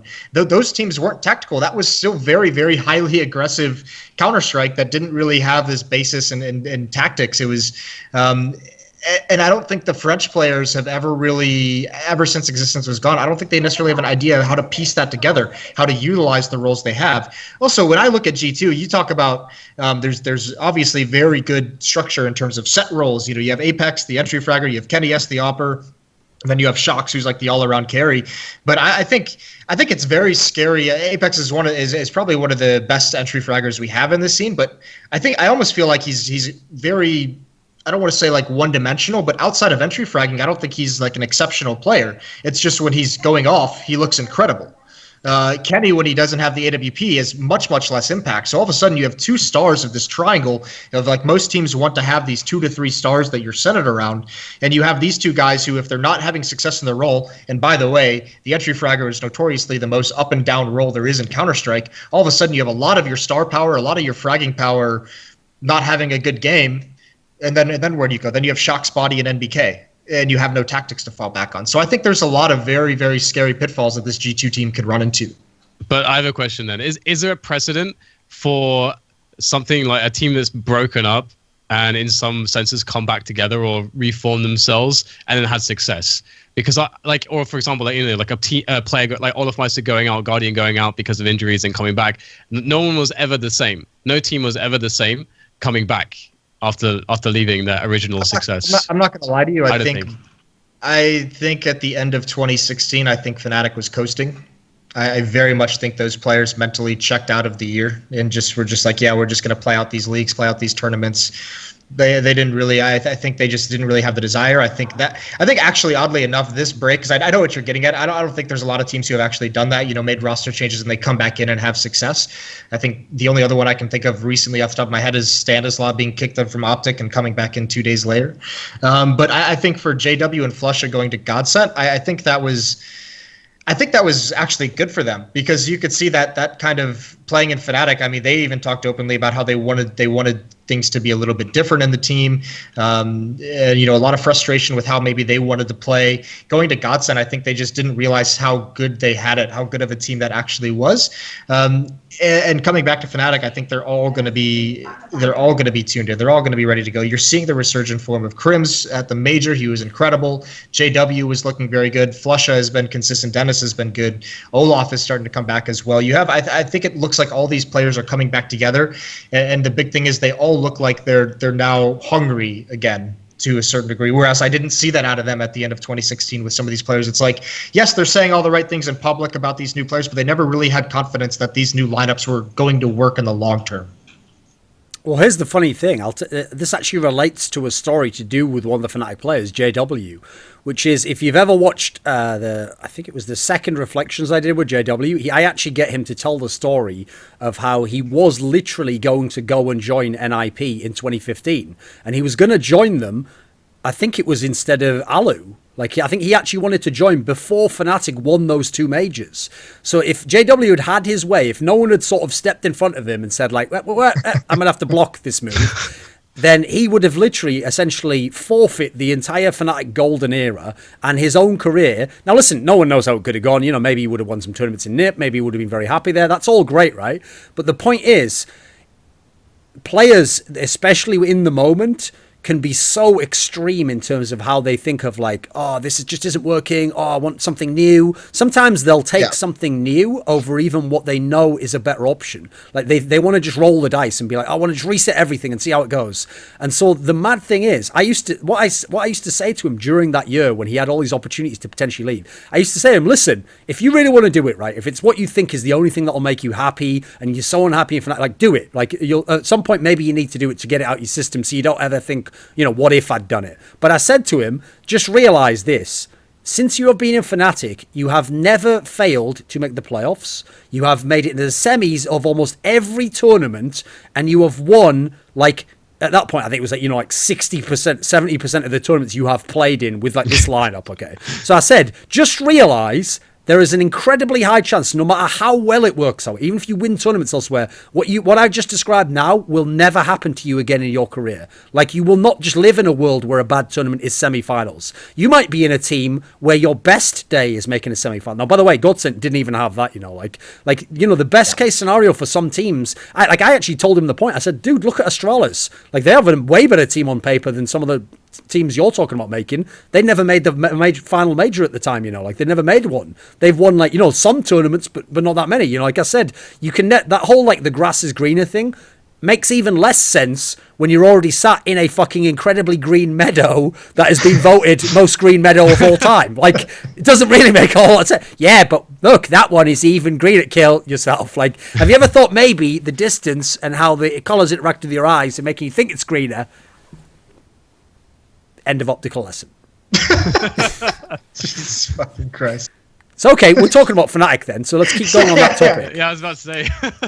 What do you think then? What do you think, Dan, of the new Fnatic? Will they do it? Will they win tournaments? Will they be really good again? Wait, you answer. Just do one word, Duncan. Who do you think? Do you think G2 or Fnatic is going to be better? I'll say G2 because here's the difference. By the way, I'm actually also fairly up on Fnatic. Like, I don't think like that they have gonna like fail or anything. I think they'll be very good. My problem with Fnatic is, like, the good thing about the G2 example, as I kind of outlined from my reasons there, is I think there's a lot of potential in terms of the roles. You know, like I think without having to figure out what someone's going to do and all that, I think they can be very good very quickly. So I think that's a great thing. And I think if Kennius and Shox can be as good as you know they can, that could be a very, very dangerous team. But the thing with Fnatic that is my one concern I have, and this is the reason why I'd pick G2 to be better, assuming they fulfill their potential, is that the downside of Fnatic is because they went for that such extreme skill-based style, and that wasn't just skill. Like, well, here's the thing. Skill won them the game, but the reason they could cheat and not have tactics is because they had a bunch of players who had played together for quite a long time and had amazing chemistry. Like, Olofmeister and Crim's chemistry is not something they ever sat down and came up with. They never had, like, a fucking chalkboard where they were like, when you go here, I will go here. What they did is they got two players where... this happens in sports. You get players where from the first game they play together, it's like, that just clicks. You know, those players are just incredible together. They play off each other. And if that happens, I've always said this, okay? I've always said that verbal communication is actually an artificial way of trying to recreate what people who have amazing natural chemistry have without having to talk. Now, if you're really, really good, but you don't have natural chemistry, you try and make up for it by having, like, you know, a very good shorthand with each other, or like literally telling someone, when you do this, I'll do this. That's a way you can bridge the gap of lack of communication. In an ideal world, you'd be like, I mean, I think that Fnatic with Products is the best team ever, right? If, everyone's seen it where you go and watch those POVs from kind of Aizy, where they had the comms, and they are not talking. They don't need to talk, because the team has got an amazing setup and everyone understands their job. That is the ultimate goal. So my problem with this Fnatic is they had a bit of that, but unfortunately, I think the personal differences between them is what fucked that part up. I don't think the skill ever died. I think that's why they continue to make top fours. But I think that aspect of, like, the amazing team play doesn't work when people have, like, minor resentments over, like, well, I shouldn't have to play this part in the tactic, or that guy over there, like, should, like for example, if you were JW was having quite a lot of problems in that Fnatic, right? They essentially banned him from using the AWP, right? You're never going to be very happy if you're JW if you're not allowed to ever use the AWP. And now, in that team, if you remember, literally everyone except him started using the AWP. Even Crim started AWPing. At that point in time, JW's never going to be at his best in that scenario. So here's the thing. Fnatic have some amazing players. I think they'll be very good. For me, I think Fnatic, here's what I think. I think they will be the ultimate upset team. I think they'll be the team where, pick any of these other teams we've been listening before. Let's say you take Astralis or SK or whoever you want to be the number one team. This is the team where everyone will be afraid to play them, because if they go off, we know they can win the series, you know. So I think they're just going to be a very good upset team. So I think they can be like top 5, but I wouldn't have them to be the number one team now. And it's actually, for me... I said one word. We got 2 minutes. I like it. Well, the funny thing for me is that it's based on your reasoning that I think the G2 will be better, and it's you said previously that the French teams seem to have good honeymoon periods, and it does go to a little bit to what Duncan was saying as well, for why I think G2 will be better, at least for the first, like, 6 months or so, and that is because, generally speaking, when with the highly skilled teams, a lot of it is about the camaraderie, and a lot of it is about just what is intuitive for the players. The only question mark is that we don't yet know whether they already have that level of kind of heuristics and intuitiveness, as it were, that Duncan was describing between both Olofmeister and Crims. But I feel like things have been too disrupted. If you take that same concept and apply it to the new old new whatever Fnatic, I feel like that has been too disrupted. People have switched too many roles, because again, previously, you know, people did just on the original super dominant Fnatic, they just fit into the roles and they never had to really think about it. Like everything about their styles basically said that they didn't have to think about anything, and that's, I think, how it really was. So I'm on the same page that I think G2 are going to be a lot stronger to begin with, and I think I'm afraid that Fnatic might end up in envious territory. I don't think ever is bad, because I think the players are just too good. But I think insofar as there could be like a case of lost identity potentially, because imagine if this doesn't work for the current Fnatic players, that is going to be really interesting. It's like if it just doesn't work for even as small as a stretch of like 2 or 3 months. I mean, if we're the hard part is if you're going to base like Fnatic not doing well because of some of the interpersonal relationships and the issues they've had. First of all, I think that JW and Flusha getting their shit pushed in and godsent for as long as they did, that's going to solve things. I guarantee they went back and apologized and made up all those issues when they came back into Fnatic. And then also, I mean, you look at the French team. What about the personal issues they have on those teams? I feel like every single person on that team has been cut by someone on that team. Like they've all kicked each other off teams. They've all come back together. They've all been opponents. And, I mean, the French scene is just is full of kind of like this these kind of interpersonal / like, you know, cutting each other, reforming a team, cutting them out of the new team, whatever it might have been. Someone's been left out of a team to cause some kind of an issue, to cause some kind of like a festering wound where they've just had to sit and think about how, you know, NBK didn't want them on the super team this time, that time around, last time, whatever it might be. I just don't think the French, I don't have a lot of confidence in their ability to kind of create a long-term team that's going to be successful 5-6 months down the road. I think they might be good for the first 2 months and during this honeymoon period, and after that, I think the first sign of cracks. I mean, we just see it all the time. It just you know falls and it just snowballs and eventually just builds up to be too much for French teams. In CS:GO, we have never had a situation. Okay, actually, maybe some people will say SK was this, so I'll add this caveat into my statement. But in theory, I don't think we've ever had the situation where the best rifle player and the best AWPer were on the same team at the same time. Like, I know some people are going to say they think coldzera is the best rifle player. Here's the thing. I personally wouldn't, because I think actually if you wanted to just talk pure rifle skill, I'd say I actually would have given the edge to someone like a Nico or a Shox at that period of time. But I think coldzera could have been a better player, certainly. There's a different category there. But the point is, if Shox and kennyS play to their potential, and I'm not talking like some fictional potential, like people talk about younger players, you know, that no one's seen yet, like a player getting 1.5 times better. I'm talking about if kennyS and Shox play like they have done for the past 5 months, immediately that makes this team incredibly dangerous in a way no other team currently is, in my opinion. And also, like, I wasn't necessarily referring to interpersonal relations, but I mean more so that when you step into the game as like a team that, again, leverages individual skill and doesn't care as much about strategy and tactics, it comes down to a lot more of the intuition between the players and what you're doing from a role perspective. And I feel like it's going to be a lot fresher and easier for these like highly skilled players on the French team to more intuitively play together and start with a fresh slate, as opposed to Fnatic, who will come back together again and then be like, okay, so what was it that we used to do? Do we still do that? And, you know, there might be... Historically, these Fnatic teams and the roster that these players have had on Fnatic have been the best players when it comes to intuitive play. They have been like the best 5-man lineup for being to intuitively understand what your teammate is doing across the map. Yeah, but that's the worrying thing, though, is that, like, at the moment, if you look at the team they have in this new Fnatic lineup, the only one who I think didn't really have a dip in performance was probably Flusha. Everyone else has been really up and down. Like, when this Fnatic won all those 6 events and was still top 4 every event after, some of their players would straight fire. Like, Dennis was really sick. Olafmeister obviously was very, very good before the injury. Flusha was pretty good towards the end.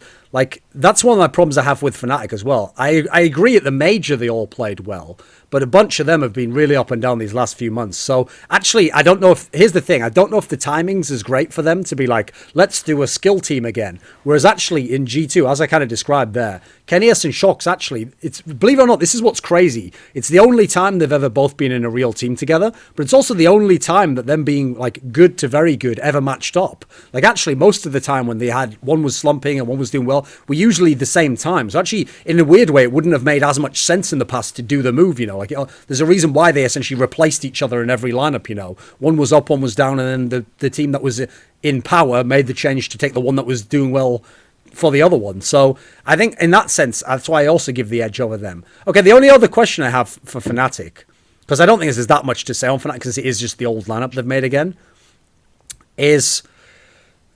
Do you actually think that Fnatic will be a team that, like, wins a major? Like, will they do some amazing shit like that? Like, can they have that ceiling, do you think? Ooh, do you want to go first, Jason? I'm not gonna say they will. I think they can. I mean, I've learned over the years not to count out Fnatic and Swedish Counter-Strike for the most part. They've punished me plenty of times for having no faith. Yeah, I mean, we've pretty much already touched on everything. I think the big obstacle they're going to have is that kind of strategic, lacking that, because they just generally don't want it. But I will say, as to your question, which is a very valid question, if we have Crims like we saw at the Major, if we have Olaf as we saw at the Major, if we have JW as we saw at the Major, I don't see why these guys wouldn't be able to win the next Major. I don't see why going into that, if they're looking good, why you wouldn't say this is a team that has the possibility to win it. They've all done it before, all incredibly skilled players, and I think one of the big things about them as individuals also is, I still think that, JW, his opping style is something that hasn't been able to be replicated by anyone else. I think that's very unique. And same with Crims. I think the amount of success he has with his kind of passive style, I'm not sure we've seen very many people able to replicate that either. So there's a lot of tools on this team that I think they'll be able to do it. It just remains to be seen how they're going to look down the road. But I see no reason to say that just right off the bat, no, they'll never win a Major again. Yeah, the problem here, which is always a problem in CS, is the time frames, because essentially they could only be, we don't know how many majors will be this year, if there'll just be one or when that will be. So I'll just say for this year, I don't think they'll win a major this year. I will say they will not win a major this year. I think there's a lot of obstacles, and I think that for me that they are very, very, very uncertain. I don't know that they'll ever reach that level of dominance that they got to before. They probably won't, and it's just because this formula is something. I think we were talking about how unquantifiable it is, so it's quite hard to try to base analysis around what was previously successful, which didn't seem to make sense but was successful anyway. It seems like an outlier in that sense, and so it's hard to predict, but I don't think they're going to get that again. I think that's almost like you were saying about JW earlier, that this can be a once in a career type deal for Fnatic. I personally don't see it in my we're talking about my fragile analyst brain. My fragile analyst brain says no. I mean, I always said when that Fnatic lineup, the one that they've recreated now, won the 6 tournaments in a row, as they were winning them, I kept saying, like, here's the thing, congrats to them, they won the tournament, great, they're going to be ranked number 1, but this doesn't make sense that they're winning these tournaments. And that's the thing. So as a result, when they stopped winning, everyone else was like, what's wrong? What has happened to Fnatic? No, this is the part that's logical, is that they're really good when they're on, and they can get deep in tournaments, and you know what, they can take care of the lesser teams, certainly, but you know what, yeah, they will lose to some amazing team in a best of 3 once they get to a semi. Once you get deep down, it's only the really good teams you're playing against, and hence this lineup did not win a major. They made quarterfinals, they made round of 8, but someone else played better. So I actually think that, to me, I will go ahead and I'll go with you, Dan. I'll put my chips on they don't win a major. Like, I think they can be the team where, listen, the problem is to predict someone to win a major realistically, you have to basically be saying they could be like a number 1 team in the world. Because, like, if there's only going to be 1 or 2 more majors, you can't just know that they'll only be good then. So you have to know they're going to potentially win a bunch of tournaments, and therefore there's a good chance one of them could be a major. So for me, this is a team where I could see them winning they could win like a Dreamhack. They could win like a normal sized tournament where they just get a real great run of form. Sure, that can definitely happen. But if I have to put my money on teams, I have to go with the Astralis of the world, SK, people like that. Like I actually think in this era with this many good teams, like it's not going to be. The problem is, put it this way: this is what's going to make this next era real tough to win. Is that say you get to a major and you get to the round of 8 now, you get to the playoffs. Potentially, you could play a mini final every round until you win the tournament. So that's like if you're going to win the next major, you might have to win what in normal majors would have been 3 finals in a row. Now that's fucking ridiculous, because to do that, you're not going to get many upsets, in my opinion. That's like whoever wins those majors is going to be legit as fuck. There's not going to be an NIP at Cologne 2014 type miracle run where someone. I don't think that's going to happen personally. Yeah, I mean, it's the question when you're like comparing it to that previous run that they had is just the edges. Like, how many edges can they really get out of the skill? Because one of the things that, like, when you're playing a team that's really, really skilled, it can throw some teams off who are lesser skilled, because maybe they just can't handle it. They just can't handle dealing with players that are going to throw them off the system, doing things that don't make sense. Like when you're up against Simple, he just does some crazy shit. It's like that should not even be possible, but just because he's so good, only he can do that, and then that can like lose a game for a team. It's like situations like that are going to happen less and less because the teams are just generally better now. From a skill perspective, they're just generally better. It's much a deeper talent pool that we have now, I think. And we're also in a spot I think that's going to make it happen more. You think that'll happen? Why is that? We have more skilled players. I think we're going to start seeing. I think we definitely see things that shouldn't happen logically when you think about Counter-Strike in a theoretical sense. But I think what Dan means though is like, let's say for example, let's say you did the extreme I did before. Let's say you had essentially, we'll do the old matchup I said there. We'll do the really old tactics only Dignitas with not enough skill versus the Fnatic loads of skill, not very good tactics. The idea is in that world, let's say Dignitas sets up for a tactic, but like Olofmeister pushes out and kills 2 people instantly. That's kind of the tactic fucked. I think Dan's essential premise is if the Dignitas team now just gets their skill upgraded, but it's the same sort of team, to some degree that mitigates some of what the skill-based team can do to overcome the advantage. Exactly. Like overall, there's less edges to get out of the individual skill, because the thing about the individual skill is that it can create all kinds of crazy situations that other teams cannot count for, and that's where those teams can thrive. But we saw from the last major as well, a lot of players stepping up who you might not have expected to step up, who actually could deal with these situations, who would be uncharacteristic previously of them, and that's going to be occurring, I think, throughout this year and just onwards. The score's going to get higher and higher. The other thing as well is experience. Tournament experience is really important when dealing with a lineup that has a huge amount of skill. Again, like one of the dangerous things about that is that, okay, they'll have all their own weaknesses, is that it's just that when they're kind of rolling you, it looks really bad because they're so skilled, but at the same time there is ways to pick holes at them. But if you let it crush you psychologically, then that's when things can get really bad. But again, teams are getting more experience, there's more coaches involved, although I don't know how the coaching ruling will go in the future, but generally speaking, teams I think will be much better fortified across the board to compete against skill-based teams moving into the future. I think that is the natural evolution of Counter-Strike, and I think it's just going to keep going that way. It could also go the other way. It could also be that people it could actually be that, let's say, people, like, I don't know, all the Koreans start making CS teams and they start getting like super sick, mechanically amazing. Okay, and right. Let's just go with that. Keep going, Dan. Keep going. Yeah. Like play like 14 hours a day, all of them like in these houses training on aimbots every day. Yeah. And then you have like 10 screams on a team. Doesn't make any sense. But the point that I'm saying is that maybe there is a system that the super high level of skill, where the super high level of skill works with only just enough tactics and strategy, that maybe that can be a thing in the future. But I think that's not the evolution of Counter-Strike. I think what we're seeing from Astralis, what SK are going to become, what Na'Vi are probably trying to get back to, but they have maybe too many weird roles to do it. I think that's where CS is going, and I don't think that's a world that Fnatic can win a bunch of majors in.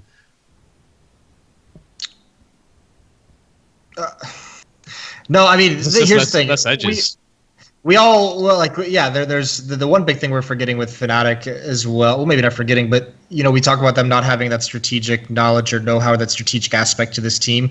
But one thing they do very, very well is they do have very subtle tactical elements to how they play. It's maybe not like an overarching structure and strategy of how they want to do things, but when they put themselves in position to work together very, very well, and that's when that intuition kicks in, and that's what kind of negates and allows them to have success despite not having tactics. I mean, despite not having strategies, is that when in these small micro tactics that they have between two players or 3-player groups, I think they're still some of the best players when it comes to that, and I think that's what's always allowed them to overcome some of the more strategic teams. And by the way, we talk about SK as this massively strategic team because of how they came up and how they rise and all the executions they kind of came up with. But over the course of their lifespan as a team, I think they got less strategic. I think they actually started dumbing things down a little bit. Yeah, they made things much more freewheeling. They went back to an individual. So yeah, it's always going to be about finding that balance. And this is the thing also. Even Astralis, who were talking about some of the good strategic adaptations they made at the major. the thing that they did that carried them over to the lifting the trophy on train was removing that tactical, that strategic default. They actually just got very, very fast paced and relied on the individual skill of their players. So you have to have both. So I don't see this loose play style that Fnatic wants to have as a necessarily a negative to them at all. So I mean, I just don't see that that's going to be the big hindrance. If we see the Fnatic, there are all these players come together and they were at the level individually that we saw with them at this previous major, I think this team is going to be very dangerous. I think they will be able to challenge for a major. I don't know if they're actually going to win one, but I see no reason why they wouldn't be able to go through and challenge. Even in some of the beat up state that these guys were in. I mean, look at Fnatic when they had Twist and they had Disco. I mean, they were still able to bring Astralis into overtime, and yeah, it wasn't Astralis' best map. Yeah, on one map on Cash, but still, I mean that's an impressive feat for a team that's, you know, it has 3 players who maybe aren't at the peak that we've seen from them in the past, and having 2 people, and perhaps even knowing there's going to be a roster change after the event. So I still think that the skill there is going to be able to challenge some of the best teams, even if they don't have some kind of mastermind or some kind of in-game leader. I think very, very well it's going to be able to be an effective team. Yeah, but the big concern I have is that it's actually a useful conversation prop that we're contrasting G2 and Fnatic the whole time, because they have similar concepts for how they're going to play and how they seem to want to play, and they've both loaded up on skill. But this is an area also where I give an edge to G2, which is that my big flaw in Fnatic is that it's not just... Here's the thing, okay? You know when I described last year the way the old G2 used to play, and I described the point that essentially you almost had to do that. Like, even if it hadn't been the case that Shox wanted to play that way, and all of a sudden, there is no real other way you could make that composition of players have as good a chance to win as what they did, right? They put all their eggs in one basket, as it were, but it was the only basket in town. It was the only option they had, you know. There wasn't the option to do any other approach to the game. So the difference is, in Fnatic, in theory, you could add in some more tactical aspects, or you could have a map where you're going to run more executes. You could definitely do these things. The problem is, Fnatic are the ones who actually, out of choice, don't want to do that. Like, if you ever talk to Olafmeister and you ask him about why they lost a map or what happened in a key round, his way of articulating it will never be like, well, you know, the tactic broke down at this point, or like they had a very intelligent smoke there. He's one of those players, and you can see why this works when you are the best player in the world, who just thinks of it in terms of like, well, I missed a shot at this point in time. Like, you know, that player, like he got lucky, or he did a great shot at this point. He thinks on a very like, on it's not at a lower level, it's just a lower resolution, you know. He's thinking inside of his world of what he does there. And the problem I have with their team is I think most of them are doing it like that. Like, to me, the most intelligent players on their team, it's in-game intelligence they have. Like, Crimson and Flusha have incredible in-game intelligence, as in, like, intuitive understanding of what to do in Counter-Strike. They're geniuses in that sense. But if you actually ask them to sit down and explain how they're going to play against a team, what that team's probably going to do, that's the part where I think it would break down. So the problem I have as a team is that I think they're a team that absolutely can be exploited in terms of tendencies. Like, I think if teams play a very intelligent... you have to have obviously, by the way, only a few teams could do this, like have the tools to do this. But if you scout them properly and you have a fantastic system and you play against them, I think that absolutely, unless they pull miracle shots out, you can beat them. I think they're beatable in that sense. So my only problem is, going forwards, will they adapt? Because before, to me, the adaptation they had before was... once they got sick of it, Flusha and JW were like, let's go back with Pronax. Let's go back to some element of tactics. So I don't see the other half of the Fnatic team, the ones that remained, as I don't think they've even come to that conclusion yet that they're going to go down this approach. In fact, if anything, this last major might have ruined them, because this last major told them, no, you were right. Don't even play as a team. Don't even scrim. Just fuck around in FPL, and then if you're all so good in the game, you can make top 4 a major. Again, they almost haven't learned the lesson even of the last few months. They did dick around and make top 4 a major with a team that had no business being there. So in a weird way, that worries me. Whereas in G2, I'll say this: Kenny S and Shox, not again. They also, by the way, would absolutely fail a verbal test about how tactics work in the game of Counter-Strike and what other teams are doing. Like, I'm not joking. These are players where I've spoken to them in the past, and you know when you ask someone like, what did you think of when they picked that map though? They'll go, what do you mean? You go, well, you know, they barely ever play that map. Oh, I didn't know. Yeah, but you just played them though.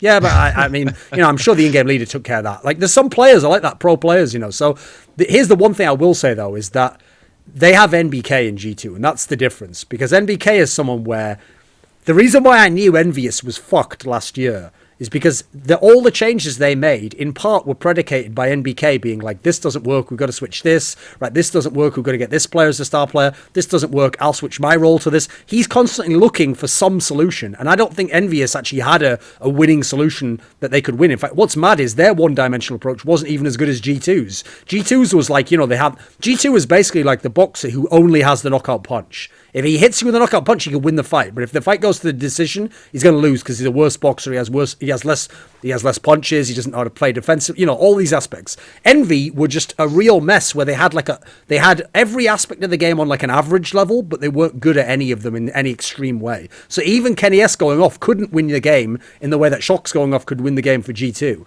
So the problem there is I don't blame MBK because I don't think he had any options. And especially that whole problem they had with Happy. The real reason why Happy isn't in this team is because at the moment, no one can play with Happy. Like he's killing himself in the game in that sense. Like he doesn't know, he's lost his own identity, yet demands everyone retains the identity that he wants. So the key for me is I think NBK is the guy who can tweak some of the aspects of G2. The others are just going to play their game, right? Apex, we know he's going to play.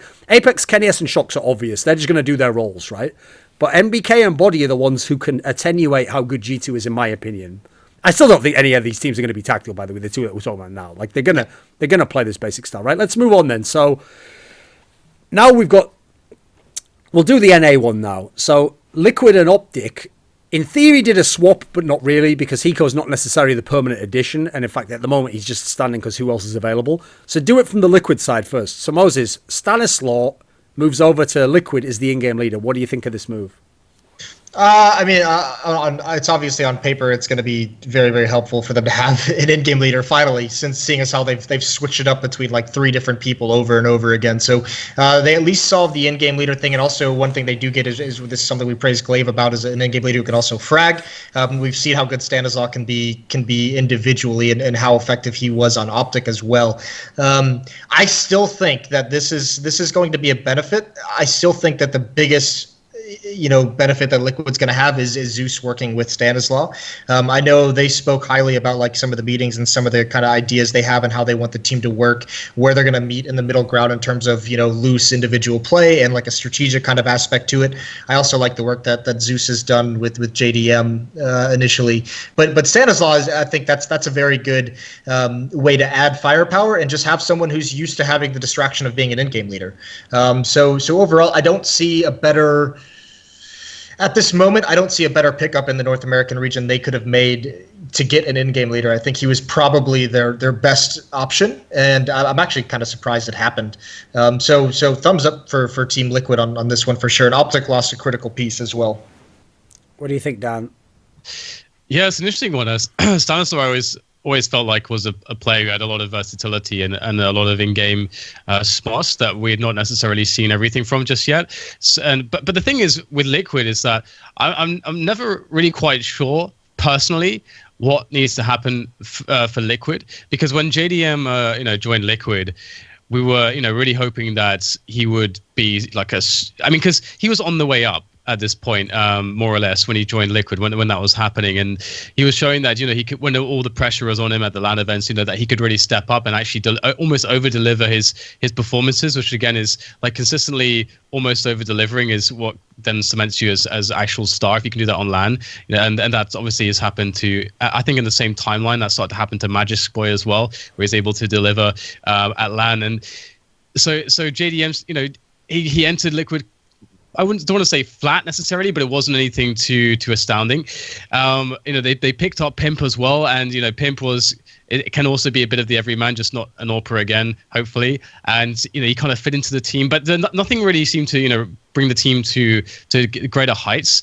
And I still feel like they are capped. And if I was to say where they are capped, I feel like it's not necessarily going to be the skill level. I think as far as their skill level goes, if they have their pieces, which they have in Nitro and ELEAGUE and JDM, actually delivering the performances that we know that they're actually capable of delivering.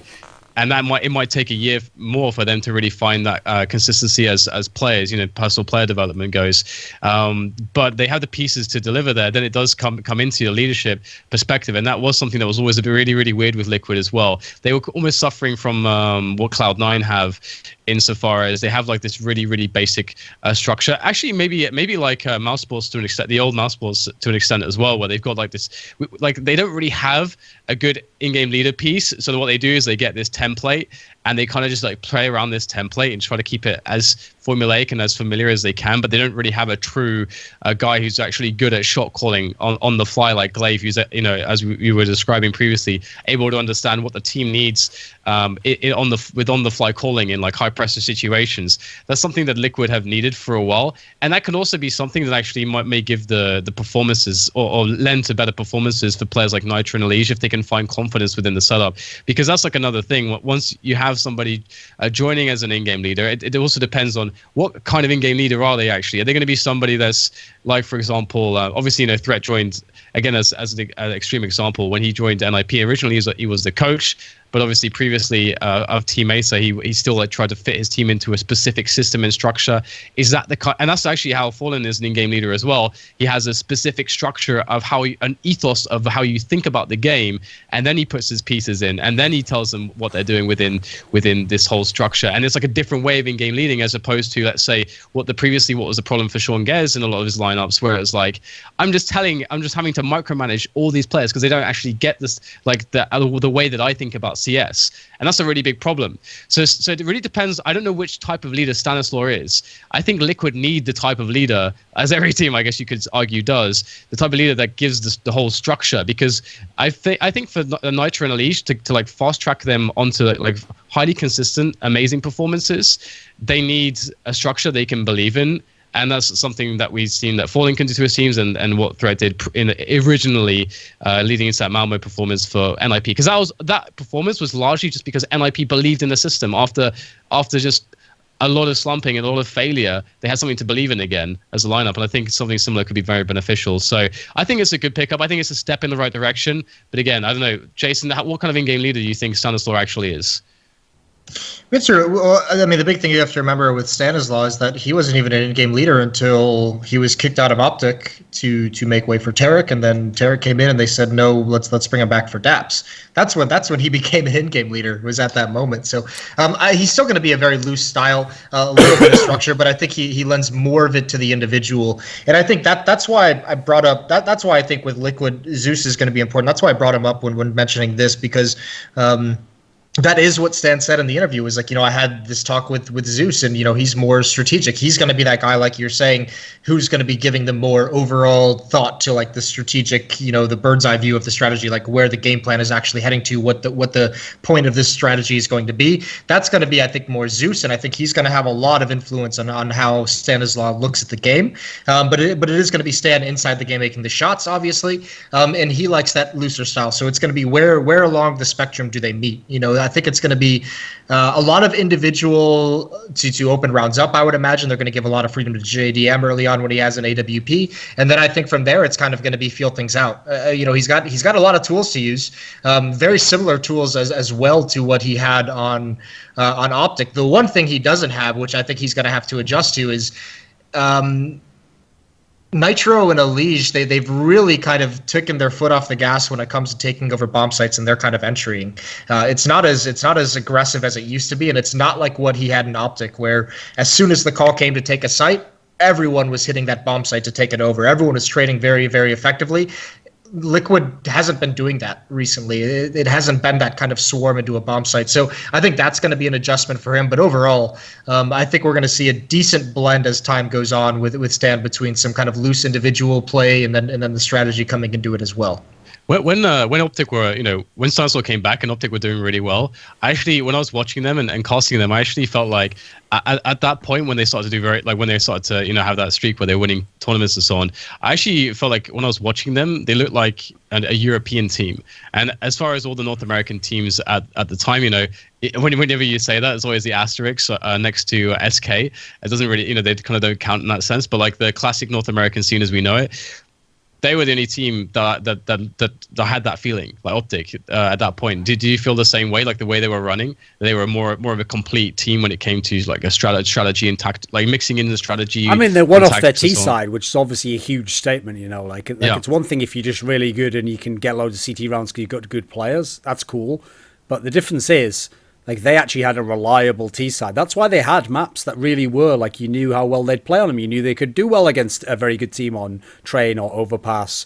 You know, like, it logically made sense that they were winning. Put it this way, in contrast, the other NA team who won a tournament was Cloud9. Now, when Cloud9 won games, it made sense in as much as star players made plays, but the team actually winning, even when they were doing really well in Cloud9, I never thought their T side was actually that good. I just thought it's impressive if you can do. I always called Cloud9 like a mini G2. If you can get Automatic and Stewie to sort of like win you the T side, cool. But I don't think that's a great tactic when you go against the best European teams, because guess what? It's not even that good for fucking G2 and they're better than you, you know. So the problem I see in this world is that I actually think part of the reason why the Nitro and ELEAGUE combo hasn't been as deadly now is, like, in that team, the only reliable player in terms of fragging was ELEAGUE. And I notice in teams you get this happen a lot, which is that when there's a player who's doing well, but his teammates aren't doing well, a lot of times they will sort of revert to a more selfish style of play where they're like, right, I'm the only one who can get my kills, so I've got to get mine, and the others can sort of fend for themselves. Like if I'm ELEAGUE, I'm not going to run in and potentially die, and then Pimp and Hiko are coming behind me because round's lost. So unfortunately, they become a bit more selfish even. Whereas the thing about the Optic team, I thought, was, first of all, they had so many versatile players. Like, they had like 3 different players could AWP. They had a bunch of players who could be the star player but didn't have to. That I think that made them, if you're a guy like Rush going in, you have insane confidence when you go in. Because everyone can afford to execute the tactic knowing that the guys behind them can win the round as well. And the guys behind them can do what... It's like it takes the pressure off what you do when you go in on the entry position if you don't have to kill. Because then it's a gravy if you do kill. It's like if you're playing with free money at that point in time. So my concern coming into Liquid is that I actually feel like either Zeus or Stanislaw, whoever has this authority, has to actually be able to get people to buy into the system. Because if they just play like the 5 players that they have at the moment on paper, it'll be worse than Optic. Now, but if they got it all together, they could be better than Optic, in my opinion. Like, I actually think that Team Liquid, my contrast, so I made Cloud9 into the mini G2 last year. I had Team Liquid as the mini Na'Vi, because again, they had all these great pieces on paper, and you looked at them, you thought, hey, this should be pretty good. But neither team had an in-game leader, and that's what killed them dead, because then they don't have an in-game leader, they don't have a structure, and therefore even the stars aren't playing as well. So to me, Stanislaw coming in, you can actually, it's not about what he does, it's about whether he can activate other players. Like, in my video, I basically said this, like, I actually think it's between Nitro and JDM who has to be better in this team for them to win. If I had to plump for it, I'd probably say JDM, because I mean, he still has no rifle game. So as far as I'm concerned, it's all about, if JDM can be a good AWPer, I think this can be a pretty good team, actually. I think it could be better than what Optic was. If he can't be, I think they'll be worse. Yeah, that lack of rifle game is actually really worrying. That's actually one thing. I mean, it's not if you're amazing with the AWP. You know, if you're really that good, just drop him the AWP every time, no problem. But yeah, if you're not, if the team's not built around him, you're a liability. You know. Yeah, I mean that's like a point we can go into later. What are you going to say, Jason? I feel like I interrupted you there. No, it's just funny to me because Liquid always like Duncan said, on paper they look so good. There's so much talent on this team, and they're always missing like one critical piece. In the past, it was the AWPer, because their in-game leader was the AWPer, and they got, they bring in an AWPer, but they also lose their in-game leader, so they don't really have an in-game leader. And then they bring in Peacemaker as a coach, and then all of a sudden the coaching rule comes down, and they can't use him as an in-game leader, so they got to make it Hiko. So they always seem to just have this one fatal flaw, and at the moment, it seems like they have every piece except for the one thing, this addition of Stanislaw. One thing it hasn't solved that they still need is if ELEAGUE and Nitro aren't going to be this entry duo anymore, if it's not going to kind of be that aggressive way, which I don't, with ELEAGUE playing the way it is, I don't think he should necessarily be the entry fragger, but Nitro, I think, is in a very, very rough state. I don't know what was wrong, but he was non-existent at the major. Aside from, I think, one map. I think aside from like the nuke match against FaZe that they lost. I thought Nitro had a very, very weak major, and he's been in a little bit of a slump for some time now. So if they're not going to have any way to enter onto the bomb site, that is going to put more pressure on JDM to be able to get pick. And by the way, Liquid has never been able to utilize an Opper properly. They just like don't seem to know how to play with an Opper that is effective. JDM hasn't, he's looked like a shadow of his former self since he joined this team. So if they're not going to have anyone who's going to do the entry duty, which it used to be Nitro, then they need to be able to have JDM get picks. They need to be able to have ELEAGUE to be able to find kills at like the mid range, at distance with the AK-47. They need to be able to do something strategically to force players to rotate to put him into the open, and that's going to be all on Zeus and all on Stanislav to call this game. So they're at a very weird spot where I think they either need to find a way for Nitro to get comfortable again and start being an effective player, or I think they're going to have a transitional period in how they want to play this game. Okay, but that's the thing, Moses. When you said there, Liquid never had an AWPer, this is like that ship of Theseus thing. You know, the concept of like... Well, they had Kusta. He was incredible. Yeah, I don't know why they let him go. I don't definitely go all out on him. So the thing is, though, that it's like the reason why I say it's like the ship of Theseus. It's like the concept that once you replace enough things, it's not the original thing. So essentially, there's no Liquid doesn't work that well anymore. There's only ELEAGUE and Nitro left. So which one of these motherfuckers will not allow an AWPer to exist in their presence? Which one of these is the fucking Haitian out of heroes to AWPers and takes away all their talent and skill? So that's the problem. Is like Hiko's gone. You can't blame him anymore. ELEAGUE is playing pretty well. It's basically on Nitro. Like, by the way, not in as much as if JDM is just shit. I don't blame Nitro. It's not his fault. But, like, at some point in time, these two have to do something, or they have to go. Like, we're gradually removing the bad pieces. So I actually think, by the way, I've got to say to whoever figured out how to do the steal at Liquid, this could be like one of the transfers of the year. Like, what a sick move. Yeah. How the fuck they stole the best in-game leader in NA from the best NA team? I have no idea. Honest God, I don't even know how this happened either, because I'm just thinking about... Like, it just came out of nowhere. There wasn't even like rumors. There was no chatter leading up to this whatsoever. I literally heard about this happening on like I think the day we had the break at the major. You know, like the same day there was that crazy Reddit thread where it's like ELEAGUE is going to Cloud9. It's like, well, Liquid's obviously never going to let that happen. But that very same day that Reddit thread was up there is when I heard about this move potentially happening. And it was that's also, the funny thing, though, is that's why I don't know why Stanislav would do this. I don't get it. This is what I don't understand. Why would he do this when Optic has been playing so well? Yeah, but see, it had to have been frustration as an in-game leader, because I have heard that he is one of the very studious in-game leaders, one of the guys who's watching demos and preparing very, very well. And then I think it has to be the fact that leading up to the major, I feel like this didn't get a lot of traction publicly, but Optic had like no boot camp. They had no practice. They barely played before the major.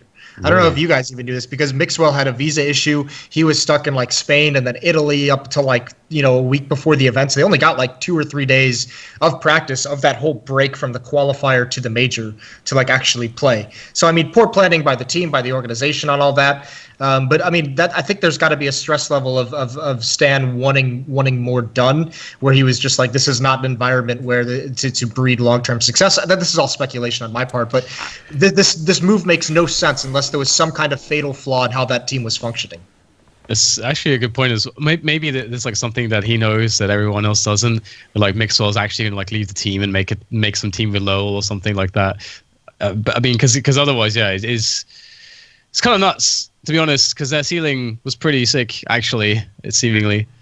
I mean, here's the thing. You asked me the question earlier if I thought they looked like a European, or like what I thought of Optic's play. I mean, I made no secret of it. I thought overall they didn't. I didn't think they did anything special, anything that great. I think they lived and died by the fact that they were so good at swarming into bomb sites, which is a very, very good thing to have. But the other thing that was always talked about is Stan being able to read opponents. I mean, they mentioned multiple times that they were very well prepared for certain opponents on certain maps, knowing what they were going to play. And obviously, I mean, it helped that they played like FaZe and Astralis like 7 times total between those 3 teams. All had matchups at the end of the year in those last 2 or 3 events. But I mean that team, I still think had a ceiling that it was reaching. I don't think there was a whole lot more success that team was going to be able to have. Yeah, they probably weren't going to do better than like winning those tournaments back to back. That was kind of pretty insane, especially considering it required overperformances on multiple occasions from multiple players on the team. So that could have been it for Optic. The thing is, though, I actually do think that, like, this is why, in a way, I'm surprised that Liquid pulled it off, is that I actually think, on paper, Stanislaw should have been the most valuable player in all of NA, Because at the moment, everyone always says, oh, there's no NA in-game leaders. That's why everyone, even though he hasn't done anything in a year and a half, is still like, Sean Gers is our saviour. Like, mate, that is very much to be seen whether that's even a thing anymore, that he's going to be some good in-game leader. Stanislaw was it. He was the one guy that was doing it. So here's the thing. I'm amazed that every team wasn't lining up. Like, fucking TSM didn't have their checkbook out. Cloud9. It should have been a bidding war for this guy. I don't think anyone even knew he was available. Like, that's the thing. He wasn't even like, this wasn't something where it was like, Stanislaw's thinking about leaving Optic. It was just like literally one day, Stanislaw's going to Optic. Or going to Liquid. That was it. That was like, how do you have a bidding war for that, But yeah, I mean, that is, I think if that was more public, if more teams knew that he was actually would have been able to get plied away from Optic, I think there would have been. I'll tell you what the next slam dunk move is. I think if you're Liquid, the next thing you try and do is you try and fucking get Rush. That's the next one you go at. I think you look at him and you're just like, Nitro, if you don't step up your game, we're just going to start actively courting Rush. And here's the interesting thing, Moses, because now we're going to see Rush without Stanislaw. So here's what I want to see, right? I want to know how much of what made the Optic game work is having Rush, because he's basically like the NA Apex. He's like just a dedicated entry fragger who will just do that over and over again. How much of that was he enabling Stanislaw's calls? Because obviously he doesn't have that now in Team Liquid. Or the other way around. Was Rush looking so good in part because the person making the call had the right read and had the right follow-up? Like it's never going to be one or the other. It's not like we're going to find one or the other. But I want to see like to which end it leans a bit more, And I feel like in the next few months we'll get an idea of that. You've muted yourself, by the way. Oops. I think we're going to see more of a drop-off out of Rush than we will out of Stan. And I don't think it's necessarily speaking of anything from Rush's perspective. I think more so it's always awkward when you go from like organization or like an in-game leader with organization to no organization, right? That's when it gets really sticky in terms of like that not having that voice that tells everyone to go. So there are going to be times where there's like a miscue where Rush is going to go first and no one's going to follow up and his plays are going to look silly and then he's going to feel like shit and it's going to be I think there is going to be a lot of that going forward, especially because Hiko, it's not even guaranteed that he's going to be sticking in Optic, but I'm assuming he's going to at least be taking over the in-game roles, the in-game leading role, since he did it on Liquid, at least for the short term. I think I saw a tweet where someone said, he may have been joking, I don't know, I think it was Tarek, made a tweet that was along the lines of like, Naf is the in-game leader or something. That could obviously be a joke, I don't know. It would seem bizarre, but then again, there's no logical in-game leader in that team, right? Yeah, I can't think of, It would have to be Hiko. I can't think of a single other person you'd want as an in-game leader on that team. To be honest with you, it's like just walking into the same problem. Really, Hiko on having the same problem on Liquid, being the in-game leader in a spot where I feel like I never really liked him being the in-game leader in that team. I felt like they were didn't like it either. Right, exactly. So he's like walking into the same problem, and that's like the weird thing, as you said. Like Rush is in a spot where he's the guy that gets the most fucked by losing an in-game leader that favors that kind of style where the team has a high level of coordination. Then you get the most fucked, and it's so incredibly frustrating. And he's probably he's probably going to want to leave the team immediately. He's probably going to be asking Stanislaw if he can join Liquid if there is a way. Here's what no one's thinking about, though. This is the angle no one's thinking about, okay? You ready for the optimism, Moses? This goes deep, mate. So here's what no one's thinking about. So for Hiko, everyone looks at this like, this is the last chance saloon for Hiko. If this doesn't work out, let's face it, he has to go to a lesser team. Unless he has some insane performance spec, he's not going to be back at this level again. This is probably his last chance to be on a good NA team. And it wasn't working out for him as the in-game leader in Liquid. But here's the thing. We don't know yet. We'll find out from Stanislaw if Liquid itself is just dysfunctional beyond lacking the in-game leader. Like if they get Stanislaw and they don't work out, now some of the players might have problems. Who knows? Maybe Aizy even is a very good fragger, but maybe he doesn't work in the team. Who knows? We can't know yet. But we know there's pieces on Optic. Yeah, they lack Stanislaw, but there's no saying that Hiko can't walk in there, have all these pieces, very versatile pieces, and have some success actually. Leader. Yeah. No, he's not going to be some godlike in-game leader, but in a weird way, if you had to choose to be an in-game leader of one of the two teams, if you're Hiko, maybe you'd rather choose the team that already has star players activated, good players, versatile players that have a lot of confidence. This might not be a bad little stretch to come in and you have nothing to lose, literally. Yeah, I guess. I mean, that is going pretty deep. That's finding that's finding a level of optimism and silver lining, Duncan. I didn't think you were capable of. That's very well done of you. It's finding a level of opticism. Jesus Christ. Yeah, I mean, how many times have you asked Dan to kill himself? Like, come on. Yeah, well, we all kill ourselves eventually. It's in sports. So okay, here's the question then. Do you actually think that Team Liquid, like, I don't want to do this. If you had to guess right now, does it actually work out? Did Team Liquid unlock all that potential? Did they become some amazing team? Did they become better than Optic was? That's my question to you. I think Liquid will be better than with Hiko. But well, that's a fucking bold statement. Man. Jesus Christ, really putting something. Can I throw a cream pie in your face if you're wrong? Fucking hell! What are you, all right, whether can be better than Optic. Come on. I like to take the winners. I don't like to overstep. Jeez Louise. Envy is the dark horse of DreamHack Cluj. Hey, I didn't say any of that shit. I'll be making a reference to when James said it was Gfinity, but yeah, Gfinity, the Gfinity, yeah. Right. Fucking hell. I mean, you can't just say you don't know if apparently it's so tough, right? What's confusing you, Dan? What's making you not able to go one way or the other? What's difficult to figure out? Because the thing that's difficult to figure out is that, like, if we look at what Optic achieved, they actually achieved a pretty significant amount in the tournaments that they won, the amount of money that they won in a very short period, as well as the caliber of teams they were being at the time. Like, they did very, very well. And the thing is that I still feel like with Optic, I wanted to see more of them. For a few more months to really see if that wasn't just the stars aligning in some way. I mean, they didn't bottom out, right? They didn't sort of see how far it could go. Exactly, because the thing is that what we did see is we can perhaps cement to some extent Stanislaus' impact to the team, because it was quite clear that he did enable his players on Optic at that point to have good performances, as we described Rush already, in his role in that highly coordinated style, more tactical and strategical approach, a more European looking Counter-Strike game. So like that's the effect that he did have. So he enabled the pieces, but it did come down to the individual level. And the thing is, even let's say with Nitro and ELEAGUE, if under this system that he's able to work out with Zeus, like a really good approach, fit everybody in, and everybody gets on the same page, they believe in the system, and everyone's feeling good.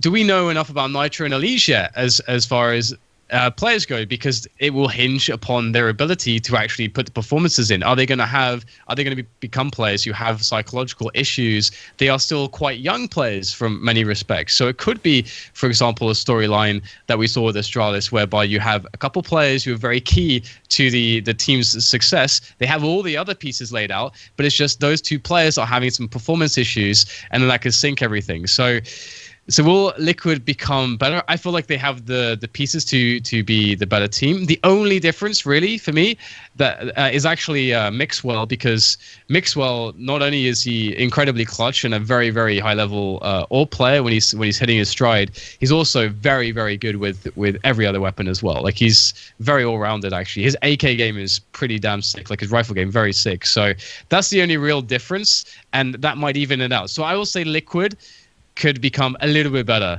but I don't see them becoming that significantly better. I think it's going to be comparable. I mean, I don't think it's any secret that I didn't have Optic's accomplishments too sky high. I wasn't super super big on Optic when they were doing well. Thought they put together some very cool things at the end, obviously. But I mean, there was there was kind of a hitch in that prevented you from really going the whole way and flying the flag, Yeah, one would call it a bitch. Comment section just got good there. Okay. Not bad, Duncan. Way to go. But if you, because here's the thing. Here's one of the big things of why I think that it's easily possible for this Liquid lineup to be better than Optic was at the end of last year, is just because, I mean, we had this discussion earlier. If you put the accomplishments, if you put first place at ELEAGUE Season 2 and then second place at ECS, one right after the other in a list, it looks good. Obviously, the prize money is huge, but those two things, big events to have top placings at, obviously. But then you look at it and you realize it's only like a 2-week span. And then you go back to their accomplishments before that. They're not really that impressive. So we had the conversation at the beginning of the show. Do we need a new barometer? Is it better to, win your 2 events over this time period? Or is it better to place top 4 in more events than win just those 2? So I think that if you look at this Liquid team, they should be able, if this stays together over time, to easily eclipse those Optic accomplishments, at least in my mind. I don't have them huge. The one thing that scares me, obviously, is the fact that this Liquid team, on paper, has had lineups that should be far superior to what they have actually accomplished in the grand scheme of things, and that's what, especially consistently, they had their semifinal at Columbus, they had their final at Cologne, which was spurred on a lot by Simple. But outside of that, they haven't really done a whole lot because they've always been in flux in some kind of way. So on paper, yeah, I think they'll be better than this Optic team was, to just kind of end the thought and make it short and sweet. I think they'll do better than Optic accomplished at the end of the year. I mean, there's one quick thing that I'll add to this for me that makes it a bit of a struggle when doing the comparison, is that I feel like with Stanislaw and the style of like, if you take what Optic were doing from tactical, strategical aspects and so on, and what it takes when you're at the top level, if you want to really be a very, very top level, like talking like a consistently top 8 level team going deep in big tournaments, you need to be able to have the versatility across all of your players, especially when you're playing more of a coordinated, strategic type game. So you can't. I always struggle with JDM's inability with rifles to have confidence that he's going to be something that is easy for Stanislaw to work around a lot of the time, because having a guy like Mixwell or a guy like Device, or anyone like that can handle both the AWP and the rifle very well, allows you to do a lot more when it comes to your strategies, and it puts less of a pressure on a team like having to drop the rifle or whatever for that. For the AWP, and feeling like you have to buy the AWP in a lot of spots where actually a lot of other strategies are possible. And again, if you look at any Astralis games, they are a team that's very good at showing you what the other options are, than putting an AWP in the hands of like one of the best AWPers in the world. Because there's other options that work.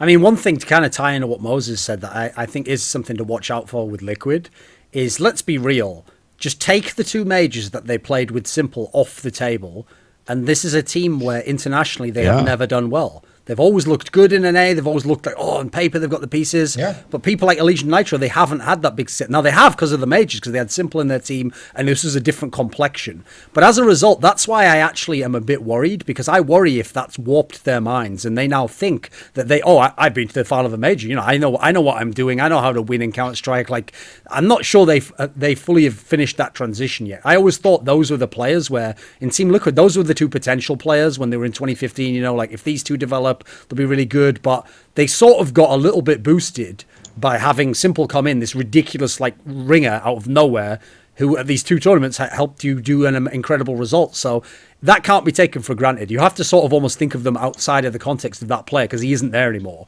And then in terms of Optic, like, I will say this as well, Optic also has never done anything at a major. That core group has never had any success whatsoever at a major. This is all you need to know, right? There's an interview, it came out today on Slingshot Esports, where Rush talks about his favourite major moment, which is when Olofmeister did that boost in Fnatic.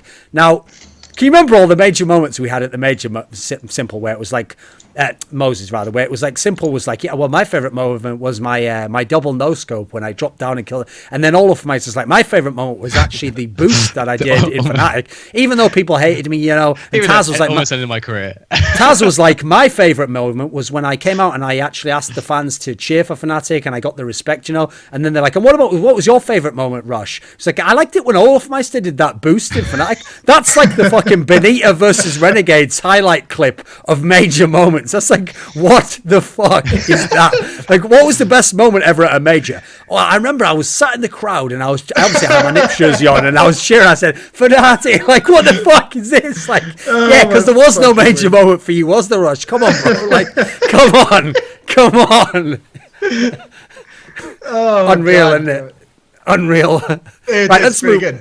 Yeah, I think we've wrapped that topic up, right? So here's the thing. since this has already been going quite long, I'm going to make an executive decision, okay? And the executive decision is we're going to leave Nico going to FaZe off, since technically he's not playing at Vegas anyway, so we can do that on the next episode. So the last roster move we'll do will be North signing Aizy and Aizy going and Rubino leaving. We won't do the Rubino leaving to which team, because that's not as relevant either. They haven't finished the lineup. But what do you think of Aizy joining North? Because this is also, it's low key because Aizy hasn't been a superstar for a while, but that's if there wasn't so many crazy roster moves right now, that's a fucking blockbuster. Yeah, that's huge. I mean, it's a really sick signing. I'm actually this one actually worries me more than I think any of the other ones. In terms of, I think the one benefit, and Duncan, you just touched on it right there, is the fact that he hasn't been a superstar for a while. Because otherwise, you'd look at this team and you'd say Magus, Config, Aizy, Cajun. You have 4 players who could potentially be like the star of this team, and all of a sudden it looks like they've just rebuilt another phase, which Aizy just came from. So the fact that Aizy has just been battered down over the past year of being in phase to realizing he's not a star might actually help this and make him a little bit more malleable for MSL. But I still think coming into this, there is going to be, Aizy's want to get. I imagine he's going to want to get back to where he was in the original Dignitas when he was kind of carrying them around Cluj last year, or in 2015, excuse me.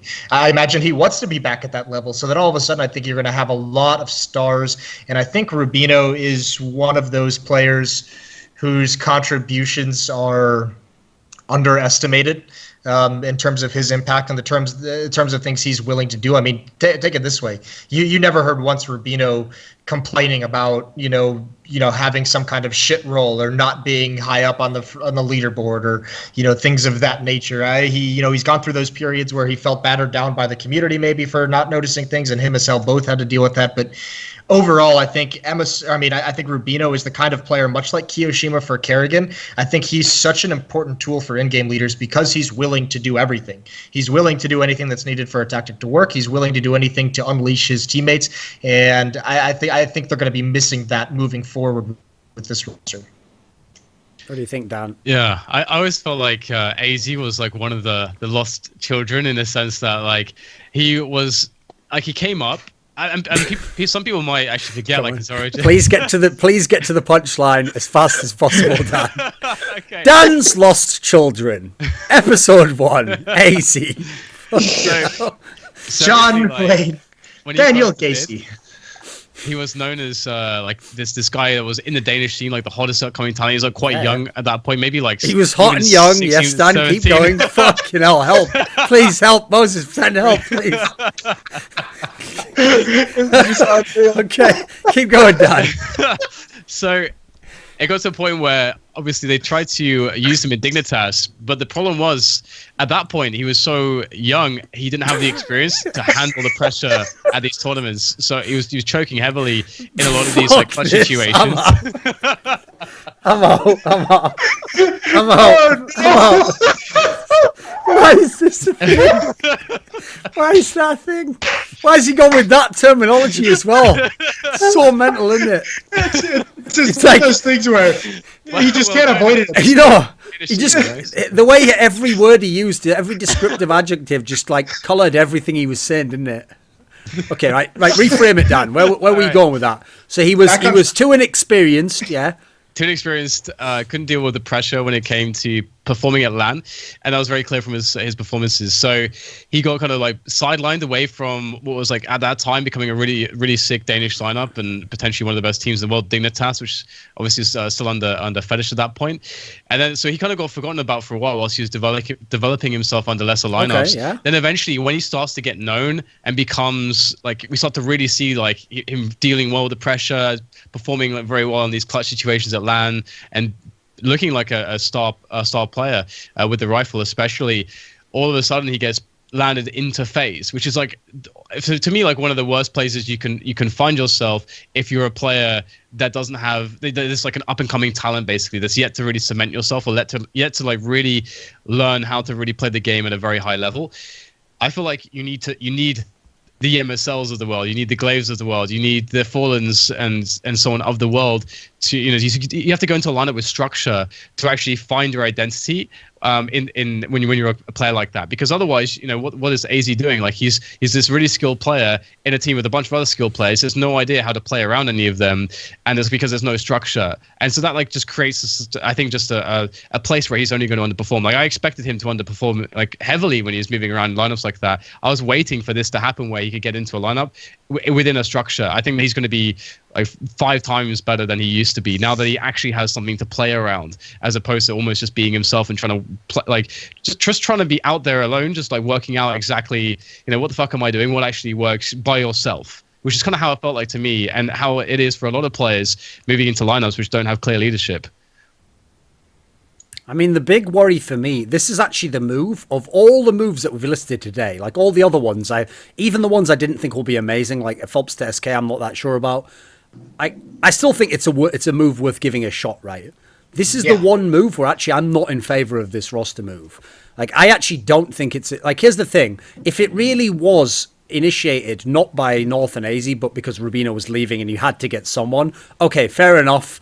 Give it a try. I understand why. Essentially, they didn't have a choice to keep Rubino. That part is where I think it's an acceptable move. But I actually think this is actually a downgrade for the team, because to touch on what Moses said there, I think Rubino was low-key one of the top 2 or 3 supports in the entire world. Yeah, I agree. Like, he was one of those guys like a Crims who could play...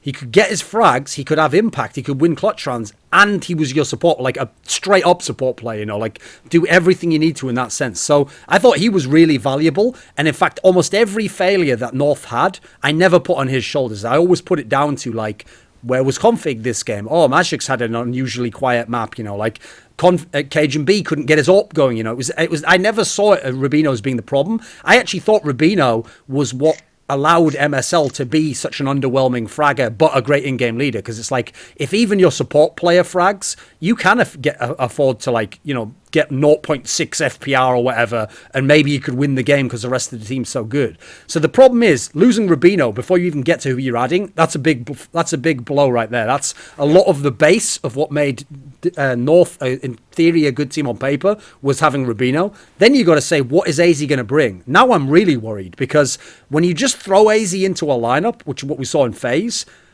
he's massively inconsistent. He never really had like a full identity, nothing you could rely upon. And the problem is, as you're kind of alluding to here, the last time he was very good was playing under MSL, but that's the problem, right? That spot is not available. He literally, in the Dignitas lineup that MSL was the in-game leader of, his role was what Config's role is now.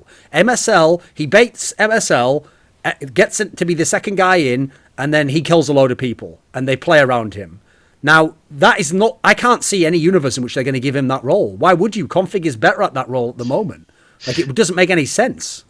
The funny thing, actually, is I completely agree with Rubino. I was always felt like he was overperforming every time I saw him do really well. But, so one question. When Fnatic, when they had that really crazy streak of domination when Dennis joined, what was your thoughts, actually, about that transfer, like, right back then? Did you think, getting rid of, like, Pronax would create way more success with Dennis? I actually thought they would have less success. Now, here, by the way, they did, but I mean, I didn't expect them to have that success and win the 6 tournaments in a row. Like, what I did is I looked at them and I thought to myself, and I even said this at the time, like, if you look at that team, it's because you've added Dennis, it's more like LGB than it's Fnatic. Like, actually, it's got the DNA of that team. And if anything, that's what they played at. They just played this run and gun style with a bunch of really skilled players. But amazingly, for whatever reason, they got more success out of it actually than LGB did. They were actually winning tournaments. They were the best team briefly. So fair play, but no, I did not expect that. I actually thought... Now, here's the thing, by the way. It was still worth trying because the Pronax team had sort of run its course. It was clear that that wasn't working and some of the players didn't buy into it. But no, I didn't see them even having a chance to be as good. I just bring it up because I wonder if because obviously, like, this is different, but the same insofar as they're adding a piece where it's like, okay, it's a good player, but it can fundamentally potentially change the identity of the team if they embrace it, but otherwise it's a situation where you're trying to fit him into an identity where it can't, there's not enough space for it. So is that the adjustment that they have to make? Like, for example, if you to see success with this lineup with Aizy, do you feel like they actually have to just re-identify the team in some way, or can can he, after being in these phase lineups and not being the star, can he just bite the bullet? All right, here's the problem. I see two obvious problems here. One, can Aizy just become a support player, basically? There's question one, right? Yeah. Now, the problem with that is, maybe he could be like a decent one. Can he be as good as Rubino was? That's probably a lot of a stretch. Yeah, Second question is, let's imagine he can't become a support player, and in fact does not plan to be. So someone else has to give up their game. Unfortunately, the only other person logically who can do it is Kjaerbye. Because you've already got... Magic's and Config, you don't fuck with their roles because they literally have the heart of the team in terms of like performance. So Cajun's the only one in theory who could give something up. And my problem with that is if you know the personality of Cajun, I can't see that ever happening. Like he's a player where he's the guy who, even though in these two lineups he's now been in, he's sort of like the third star, he's like the guy who has his chances sometimes, but in general, he's not relied upon. He's the guy, though, who I always use this term from basketball, okay, called irrational confidence guy. And it's the guy who thinks he is better than he is. Now, that's good to have as long as he isn't your star player. Because what you want is you want that guy to really think like, no, I could be as good as anyone. Like, give me a chance. And then when you get him rolling, you go ahead, mate. You go ahead. You have a great game. But the idea is, because it's irrational confidence, if you really were our star player, we would actually not be that good because you'd think you could do all this shit all the time, but you couldn't. The problem is... in what universe is Kjaerbye going to be more supportive? Like that's a tough call to see, I think. The other thing I think is even just speaking theoretically on Counter-Strike, I don't like the concept of having your primary opper being the support player. Smith. What? Just because as well, support players have to be a little bit more mobile on the map. They need to be able to like read and rotate over to be able to have that nade or that flashbang that's going to like turn the battle. I mean, to be fair, Smith's was very mobile. Like he could literally go from being on Earth to being in heaven in an instant. Right. Anyway, keep going. That wasn't that good actually. When I pulled the trigger on it, it wasn't as good. I gotta admit. Keep going, Moses. Yeah. You want your opper. You want him to be able to like be in like a variety of situations, whether it's aggressive, which by the way, then you put your supportive style player at risk of getting picked off, or you want him to anchor down a bomb site so they can play retake, and his goal is to just get like that one kill as before the smoke plumes, or maybe through the smoke, or get that one kill as they try to enter the site and fall back and stay alive. So something around that, and all of a sudden, if you have your support player being your opper, you have a lot less, variety to how your opper can play. So I feel like that lessens the impact of the AWP. I think you have to be very, very careful with that. So, and then that then becomes all of a sudden, if you do want to make him your support player, it's also like Duncan said, but then you all of a sudden just reduce, like you take this highly skilled player and you take away those skills. You take away that individual instinct that some of these star players have that make them such good players. And all of a sudden you put them in a role where those instincts that make them a very, very good playmaker and a very good star player make them a shit support player because they actually make the wrong decisions for a certain scenario. So that I think that's going to very much test the limits of how MSL.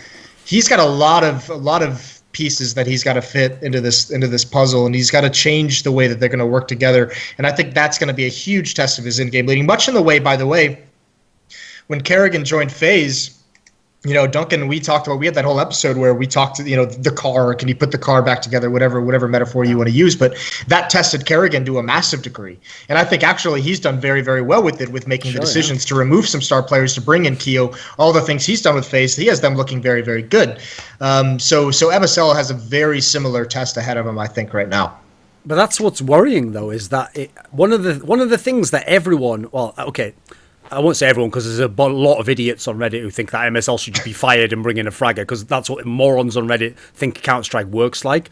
But, okay, among people I consider experts, Yanko, Lurpis, Moses, you guys here basically, like the people I consider to watch the game and know what they're talking about, almost everyone I know gave a lot of credit to MSL and was like, this guy's doing a really good job. And actually, like, it doesn't matter that he doesn't frag because he makes up for it elsewhere.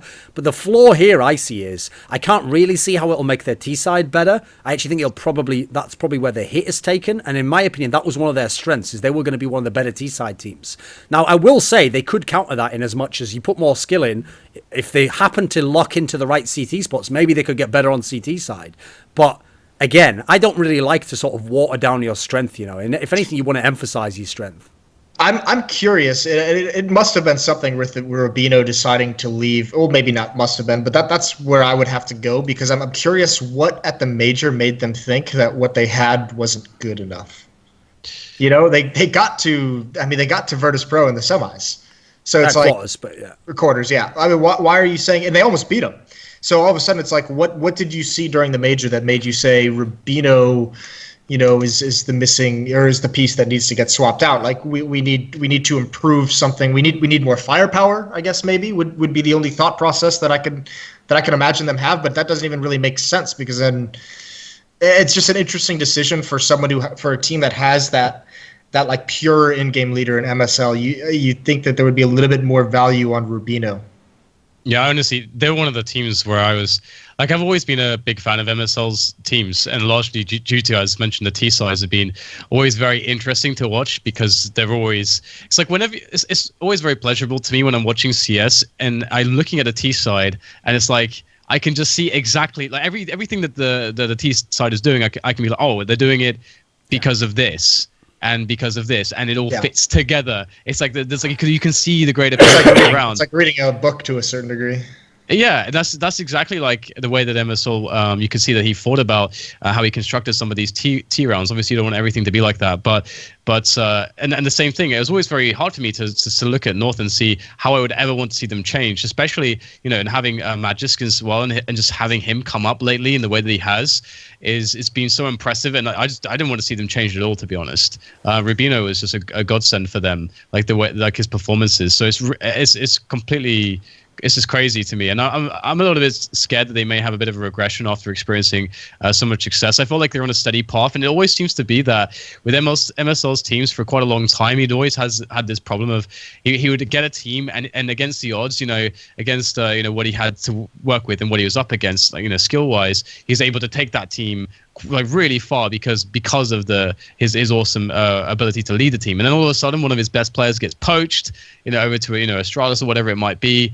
You know, we saw that initial, you know, Kjaerbye swap, and before, you know, it was happening previously as well. I think Aizy is, you know, leaving the team originally when Aizy was doing really well with MSL. So this is always happening. He was losing star players, but eventually just getting up there. Now this feels like almost like reverse problem, that okay, now you have a lot of players, but now all of a sudden it's not having the pieces that's the problem. It's just, well, actually it is having too many of one type of piece, which he's never had before, I think. So it's a really weird one. Put it this way, Dan, like there's actually a famous concept in sports, which is that you have managers, or for Americans, coaches, basically. Manager and coach is the same thing in like European sports. So you have managers or coaches where they're known for one of two things. You have the coach who deals with star players, and he's like an expert at like managing egos and like motivating a guy, or making a guy give up something somewhere, but in a way that makes sense to him.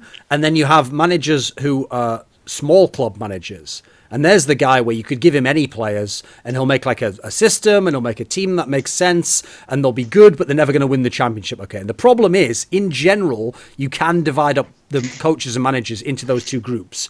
Like the guys who are amazing with the star players, they're not going to get everything out of a lesser player and make him a godlike player. But it's a very in-demand skill to be able to manage star players, because obviously star players are incredibly individualistic and headstrong. But the other way around can be an incredibly difficult skill as well, to be able to get players that everyone else goes, oh, I just wouldn't want that player, and go, no, I can see how we could use him in this way.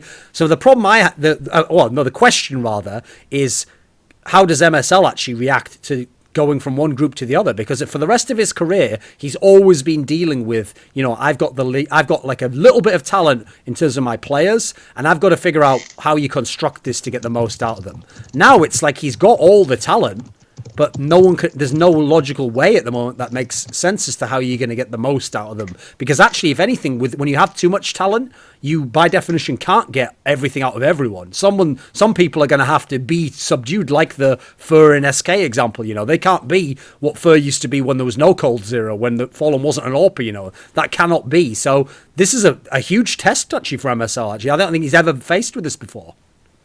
I'm wondering if maybe, you know, we talk about one of the difficulties will be, does Aizy, can you make Aizy into a support player? Is there a world in which they said, we want Aizy to be a star player, and ask Magisk or Config to take a little bit more of a supporting. Here's the thing: there could be like they have done some crazy shit in those teams. My problem with that move is, like, I just don't know why you would do it. Essentially, yeah.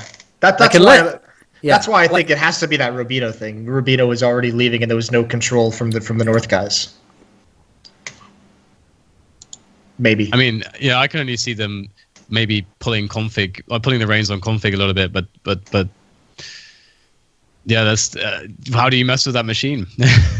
Okay, there's one approach. Okay, here's one thing I hadn't thought of. Okay, but so one of the things that North was good at before is that what was weird was whenever I used to say they had a wide map pool, I think some people got confused because in theory, right, when they did their series bans, they always wanted to ban Cash and Train, right? They would always do those first and second. It just depended in what order. But the reason why I said they had a really wide map pool is because they could play all of the other 5 maps. Like they really did have a good game on all 5. So imagine this world. Here's the only way logically I could think you could make this work.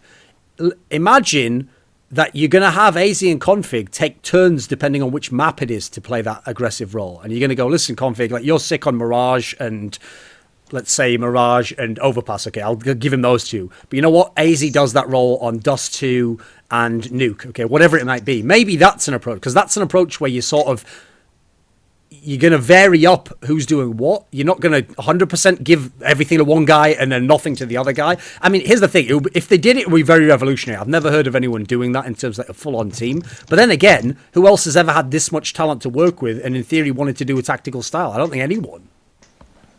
I think that actually it's something that can, in theory, work depending on the players. Like, for example, like if you look at a lineup like the old Fnatic that was very successful, right? Like part of the reason why that lineup's crazy is like Jason was saying, all the players there. It's not that they are necessarily without a lot of tactics. They actually understand the very they understand the meta game to a very, very fine extent as to exactly what are all the tendencies on the top level and how to get the edges out of a lot of situations when you're just playing like small pocket scenarios where you're making a play with a teammate and you got a flashbang or a certain timing of a round and so on. So like there is like a huge ability on certain maps for that to find a lot more success, and in maps like Inferno actually can work. Even though Inferno can be a very strategic map, it can also like boil down to the fact that okay, there's smokes on both sides. It's about baiting out the smokes for the CT side, and as quickly as you can. And then the past that, it's going to be about like creating an opening, and the ways you can do that can actually be quite loose. And it's one of the reasons why some in-game leaders hated calling on that map is because they felt like until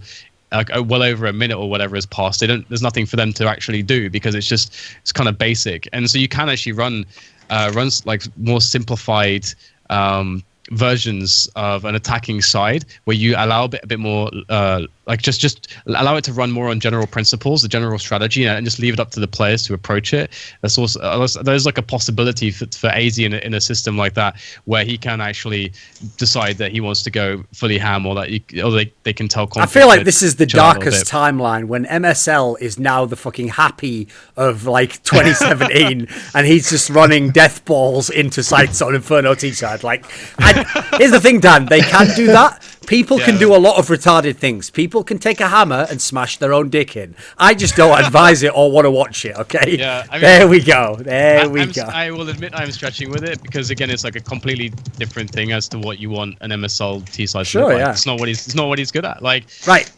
I can praise him in so many ways for his T-sides, and in all of those ways, it's not like the Aizy edition is not strengthening those things. So fuck it, I don't know, man. I think it's gonna. I'm just worried that it's gonna affect them for the next like 3 months, like figuring it out, scrambling to figure it out. If they have bad results, right? And if you're Rubino, why are you voluntarily leaving a team where you're getting like 20 grand? Yeah, that's crazy shit. That's just Did he have maybe had a near-death experience or something, and he's like, Counter-Strike is not how I want to play found religion, life. Dan, is that's where this is going? I must do the Lord's work. Obviously, in the near-death experience, he went up to the pearly gates. Smiths was there, but he kept sort of flipping in and out and disappearing and teleporting back in. Just working in the old material. I'm going to keep going till that works. Are you trying to go on that? Yeah, I'm trying to. That's a callback, right? So, trying to salvage the joke from 20 minutes ago. I'll figure it out. I'll figure out a way. Okay, so let's wrap up by doing DreamHack Vegas. And since me and Moses will be there, I want to get a lot of Dan's thoughts on this event, because obviously we're going to give some of our predictions on the desk, etc., and we're going to revise them and probably go back on half the shit we say and then just reference whichever half was correct, because Moses does that. If you're some of us, you put out different predictions on Twitter and just always reference how good your Twitter predictions are. Literally what I just said, but copying me as usual. The old 1-2 punch, Moses. Yeah, that's right. So, right. Let's start. It's a scenario where, as far as I can tell, let's see. So it's 4 team groups. It doesn't actually say the rules. I'm assuming it's the old GSL style. Is it still just GSL style, right? Yeah. Oh, that's what DreamHack actually is used in all their tournaments. Yeah, so it's the same old, best of 1s, and then the decider is a best of 3. So Group A is Astralis, North, Optic, Complexity. Amazingly, that's actually become not that sick a group, where if you said that group a few months ago, that would seem pretty fucked. So, Dan, which 2 teams make it out of this group? Astralis and North, I think. Even with the Aizy switch up, I still feel like I don't feel like Optic will be in a place where they can do much so soon. I think it's just the Danes. Give it to the Danes. Okay, Moses, who have you got? Yeah, I'm taking. I'm gonna take Astralis and North as well. I don't even think there's really gonna be a whole lot of contests, to be honest with you. Yeah, the big problem with this group, and this is one of the reasons why I've always liked GSL, because you use the GSL best of 3 as the decider match, is that, listen, I'm sure Optic in one map could beat North, but are they gonna, if they have to play each other in a best of 3, yeah, I'm going to take North to win that, so that's the flaw there. I mean, team with no in-game leader in best of 3 series against European team, no thanks. Yeah. So Group A, fairly open and shut, I think. Although here's the one banana skin in Group A is if North play Astralis in the best of 1 decider map, who says North can't upset on one map? Yeah. Just imagine, because that's another thing about domestic matches. Whenever you know each other really well, and then you start trying to do all that shit of like, well, if they know that we're going to do this, and then we know that they're going to do this, at that point, it can actually sometimes regress into just being a DM, at which point in time, put North against Astralis in essentially like a 5v5 DM, for sure North could win that with the right players going off. Right, Group B is Virtus.pro, Fnatic, Gambit, and Misfits. And for anyone who doesn't know, Misfits is essentially the TSM lineup that left. Okay, with so Sean. Yes. Yeah, so this one for me is going to be Virtus.pro, and I actually think he's going to say Gambit. You ready? Just kill yourself, Dan. Like, come on. Okay. I'm going to go Gambit instead of Fnatic. Okay. I think the thing is actually that Misfits, like, who knows? I think it's like you can't realistically consider Misfits. Like, no one in their right mind could consider Misfits, but I think it's quite fair to consider Gambit based on their performance and based on the fact that it's just, best of 1 and best of 3, like with the best of 3 decider, and that's it. I think there is quite a possibility because Fnatic are going to be off balance. Normally, I feel like Fnatic would just overpower them too much on skill, but there could be still some internal things to work out for Fnatic that I feel like could give Gambit actually a real chance in taking it right now. I think there's a window for Gambit to go up with Virtus.pro. Okay.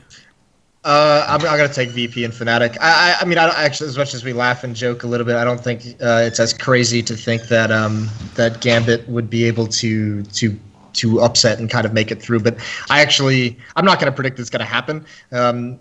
But I mean, there is a world that I could see them winning one of the best of the 1s. It's the BO3s where I think they're going to start getting a little bit sketchy. But also, remember, Virtus.pro being the up and down team that we know them to be, it depends on what kind of level they're going to come into this after the major with this break off. Yeah, my big problem with Gambit as a team is I do think they got a lot better. I think they're very legit. Like, they're certainly a top 10 team. But I actually don't have a lot of faith in them in any best of 3 series. Like, I think their map pool isn't as strong as people imagine. I think they've got a couple of maps they play.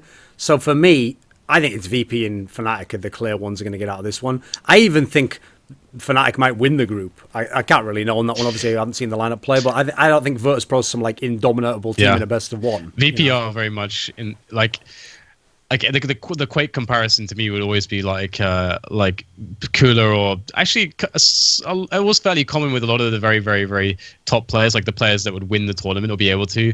They don't really do very well in groups. It's all about peaking at the ends.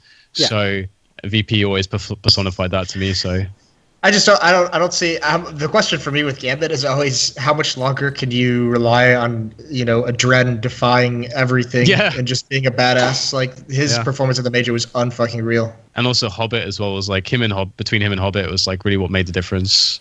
So it's like, put it this way, Moses, when you made that comment, it was a bunch of episodes back now where we were talking about like roles, and you said there's even people who think there's a clutch role, and you were like, just kill yourself. And the reason why, here's the reason why Moses says that, right, is because what makes clutching amazing is, so you have players, okay, like Shocks and Zipniks and Crims who do routinely win clutches. But even then, you could never like if I took each scenario and I took it like 10 seconds out from whoever won or lost the round, and I was like, do they win this clutch? You still wouldn't even that reliably be able to tell me which ones they win, because by definition, a lot of these clutches are like 1v2s, or like it's going to take a very clever play in like 5 seconds from now to win the clutch. So even they can't reliably do it. The reason why it's amazing is it's like clutch shots in basketball. The reason why being able to hit a game winner in basketball is really impressive is because almost everyone fails at it. Like by definition, it's incredibly hard. So even being able to do it a bit of the time makes you an amazing player, but it's not that reliable a strength to have. So I agree. The problem is someone like a Zipniks and a Dren, I've seen them play clutch rounds perfectly and lose the round. Like, you can do everything right, and you're not supposed to win most of the 1v2s you're in, by definition, So I agree. I actually think, in a way, that's boosted them a little bit. Not much. They're still quite good, but I think that's made them look about as good as they can at this moment, So I don't think you can rely on that, personally. Yeah, also, if you're sitting around on a tactic and you're like, my entire job is to stay alive in order to win the upcoming clutch that my teammates are going to leave for me, you're just a fucking asshole, and you shouldn't be playing the game. Yeah. You hear that, Happy? Right. So Group C is... Moses said it, not me, Happy. I'm just here doing the show, mate. So Group C is SK Gaming, NIP, Cloud9, and Tyloo. And remember, Tyloo is a real mess, because at the moment, apparently, everyone's been added to the team again except Fancy1. He's the only one who, like, is stood in front of that tank in Tiananmen Square. Fuck you. You can't even see this on YouTube. You're banned in your country. Suck a dick. Right, anyway, so that was to Tyloo's org, by the way, not Fancy1. You are a legend, and I will Google your name, Tiananmen Square, Fancy1, in front of Tank Man, but no one in China will ever hear from you again, mate. You are done. So, right, that's the caveat, is that Tyloo are even more random than normal, basically. So in this group, who's going to get out? DDK. SK, obvious choice. I think the funny thing with NIP is that obviously they've been slumping for ages. We didn't see them at the major. I'm hoping that that break has done them a lot of good, and that they're able to have a good tournament here. I mean, historically as well, Inferno has always been a good map for them also. So, just having Dust 2 out the map pool, having Inferno in there is another factor. I think that's only something that could potentially help them. So I think NIP are going to do it. I mean, as you said, Tyloo MS, Cloud9 to me, they hit a ceiling, and I don't see Cloud9 doing anything as well. Yeah, I'm taking SK and NIP as well. I think we're going to see. You know who I think is going to have? I mean, this is really not that crazy of a prediction, but I think GetRight's going to have a very good tournament at this. I don't think a player like him can handle. Man, they even have a fucking theme song. Of course, they're going to do well. Yeah, have you heard that theme song? I have heard the theme song. They have a fucking theme song. Do you know who else has the theme song? Fatality. Have you heard it? Okay. Yeah, I have heard that. It's gotta be from a long time ago. It wasn't really a theme song. It was just one that fan made for him. Yeah. Anyway, just had to throw it out there. Yeah. Have you ever heard that theme song that Smiths had, where it was like, "Can he whiff it? Yes, he can. Can he whiff it?" Yes, yeah. I thought you would go with something like "Whiff it good." Too old school reference, mate. I went to the 90s. You went to the 80s. All right. 80s was a good decade for music. It was a good decade for people having babies, as your parents know. Yeah. And mine, apparently. But it doesn't sound as cool when I say my own. So, and Dan's, actually. So, all born in the 80s. We have gone away from the analysis of the show. We have analysing when we were born. Yeah. So, here's the problem with this group is that everyone who wants to be like, Nips in a slump, not really. They just had a bad performance at that major qualifier. For me, it was a one-off.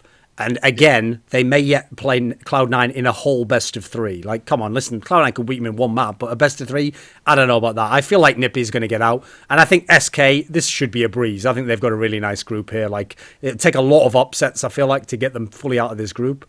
So let's go to the last one, because the last one is a really weird one in line of some of the roster moves that are in fact happening. Like, I don't even know. Like, listen, people said all this stuff before the major, right? But what if this team fucks around and does that? Luckily, the fact it's a major makes it less likely someone's going to do that. Literally, like, throw a game. How are you going to have Nico play for Mouse Sports, but he knows he's leaving to FaZe, who he's going to play against in the group? I feel like that could be conflict of interest. Like, what even is this? What is this? It's madness, isn't it? I don't even, like, he probably shouldn't even be allowed to fucking play in that match. It's mad, isn't it? Why not? Wait, is for Jacob's playing for FaZe? Yeah. And, I mean, is Chris J playing in Vegas, or is Nico playing? No, still? They have Oscar, don't they? So but I think Chris J might be playing for Nico. Oh, right. Let's double check that. Yeah, let's see. Yeah, Chris J to return to Mao's active roster. Okay. Is it instead of Nico? No, Nico's playing in Vegas. However, Nico's impending transfer to FaZe will leave a vacant spot on the roster, which will be filled by Chris J after the Bosnian talent. You know what happens now, Moses? Las Vegas. Right, they're playing in the second place game, right? Because for whatever reason, I'm just going to imagine in this hypothetical that Na'Vi wins the group, right? So they're playing in the decider for the last spot. FaZe it's on the deciding map, you know. Like, he's had a good game, you know, he's got some Deagle headshots, he's won some 1v2s, he's got like 26 frags in the game. Last couple of rounds, he just misses like a couple of kills. They lose 14-16. They're walking over to do the handshake, you know. When Nico gets there, he's like, you know, first guy, he's going like up top. Next guy, he's doing like fist bumps. Last guy, he's just doing like a full ghetto like jive move where he's doing like the wriggle, like it's like the Fresh Prince or some shit. Like, he's just doing all that shit. And then they literally just put a FaZe jersey on him, and he comes with them to the playoffs as their mascot who stands behind them. And all he does is, if one person gets out of line, he just says, "Shut up!" And that's the dream. Or he just walks out during team intros with the FaZe jersey on, just not. Meanwhile, Na'Vi players who've already qualified, they're off stage, and one of them, Guardian, turns to Taz and says, "It's bullshit, isn't it? Conflicts of interest in Counter-Strike. Is the boss here? Is he here?" And always a reference. Oh, I've got to risk my life on every episode. Yeah, why are you doing this? I know. So okay, Dan, who do you have winning this group and getting out second? Oh my god, it's just a weird one. The funny thing is that this is the kind of group that Renegades could get through, but I feel like Renegades has a really big issue in leadership and structure and so on. So I feel like they have a cap on themselves as well. I don't think they're going to do much in the tournament, but they could very well do it. But will I say they will? Na'Vi have to make it through. I'm going to say, fuck. This is a really tough one actually. I'm gonna go with Na'Vi and FaZe, to be honest. There you go. I mean, there's a lot of like weird shit that I feel like could happen, but I'll just take Na'Vi and FaZe. All you need to know is Renegades lost to CLG in the major qualifier when they were up 15 to 6 or so, 14 to 5 or something like that, and the comeback from CLG. Renegades is another team that's very frustrating though, because they do have a lot of skill on that team that just for whatever reason just doesn't win. I mean, they could. But until they start doing it at this point, I'm just not going to predict them to win anything. I'm taking FaZe and Na'Vi as well. They could be the poor man's G2. Like they have all the pieces just like go absolutely nuts from a skill perspective, but they never put that together, and everyone just they can never get anyone firing off together anymore. It's really weird. See, what's weird about this group is that the best of one aspect is incredibly variable with these teams. It's just that once you get to that best of 3 decider, that's where actually it's really weird, because okay, in best of ones, I could see a world in which Mouse could beat fucking Na'Vi. I could see a world in which FaZe could lose to Renegade. These things could happen in a best of 1. The difference is though, overall, like, FaZe is the most solid team, so I'll take them to get out. But with that said, I have to say, one thing about FaZe that I think's been overhyped is I've noticed they're not that great in best of 3s, actually. Like, because they're such an up and down team in terms of the individual performances, they're a bit ropey in that sense, and they've got Jacob standing in, which you can't discount. This isn't the phase that had Aizy in, so that might still be okay, but they should be a little bit depleted at this one event. So I think that evens the ground between them and Mouse and Na'Vi. Like, those are the three teams you're probably picking from. So I actually think, despite all the problems they had the last few months, I think Na'Vi is actually the team where I think they're going to get out no matter what. Because I think either they can blast through best of ones, or they can just outskill the other teams in the best of three. So I'll take Na'Vi to get out, and I'm still going to take FaZe, but I'm actually not that confident in this phase because of the fact it's a one-off roster, and this is like this one group out of all of them. There's so many different ways. Like the winners match could be any of the two teams, literally. I don't think it's that close, to be completely honest with you. It's just that, like, all those teams are just fucking weird, to be honest. I think that's why it's because it's one best of three and the best of ones. I agree with Duncan insofar as, like, it's just with the stand-ins and everything and all the like the lineup changes. It's just, I think it's a little bit hard to predict, to be honest. I think it's too many variables. We joke about it, but there's no way Mouse Sports beats FaZe with Nico having like 30 some kills. It better be Oscar going nuts. Because no one else is going to do it, especially considering the other player who was able to go nuts on Mouse Sports was Chris J, and he's not even going to be here for this event. The only other upset I could see happening is Renegades beating FaZe. That's about it. I think Navi's going to blow through the group. I think FaZe will get out second, pretty easily, to be honest with you. Right. So here's the question: as like a last question, we'll do two. So here's the first question, Dan: who wins DreamHack Vegas? So that's an interesting question. Who wins DreamHack Vegas? I think I'm going to go with Astralis, actually, because I mean they look the strongest going into it. Obviously, coming off of the major win, they're like all the other teams that are contenders. You got Virtus.pro up there. I think Virtus.pro tend to deliver better performances at majors. I think they're less likely to have as good of a performance at this event than at the major, whereas I think Astralis have more consistency to offer. So that's why I would choose them over Virtus.pro. I think a real threat to Astralis could actually be North. We'll have to see how that goes with Aizy and so on. But previously, I would have said that North could end up with them in the finals, potentially. And then SK... the other clear one to suggest to me. I'm going to leave Na'Vi out of the picture for now because I just don't know enough about them with their new system and simple and everything, and we didn't see enough of them at the major. So SK could come out of the gates and just fucking kill everyone with felps. It's an absolute possibility that could happen, but again, it's hard to say. The dark horse choice for me is going to be NIP though, because who the fuck knows with NIP? They're the only team that I feel like everybody has. Like, no one expects them to do well at this point, and they've had a lot of time off, and we know that they are capable of going very deep in tournaments if everything goes well for them on those days. So they're going to be my dark horse. Astralis will win it. I think it's either going to be, it's probably going to be SK in the finals against Astralis. I'm going to go with that. Okay, right, Moses, who have you got? Do what Dan did. Give me like the champion and then your dark horse pick. The champion and the dark horse. I think, but not like 7 teams in between, like. I think it is. You know what? I think Astralis is going to be the favorite. I'm not going to predict them to win. I'm going to take SK to win this. I think Fnatic is going to be the dark horse. Okay. Right. Why do you have SK winning? Because I think obviously with Fox they looked very, very good at the major, but I think right now once you get the role confusion out and you put the op back in Fallen's hand permanently, I think once you have Cold and you have Fur playing at the level that they have been at, or were at the major, and Fur's been at ever since online, I think it's such a scary team, and if you have those players getting picks, that opens things up for Phelps. So I think really early on we're going to see how SK is going to incorporate Phelps, and I think that additional skill with Phelps is going to be, I think it's just going to be monstrous. And I also think Astralis, while they won the major and they're clearly the best team, number 1 team in the world right now, I don't think they're as far ahead of the field as some people might be led to believe.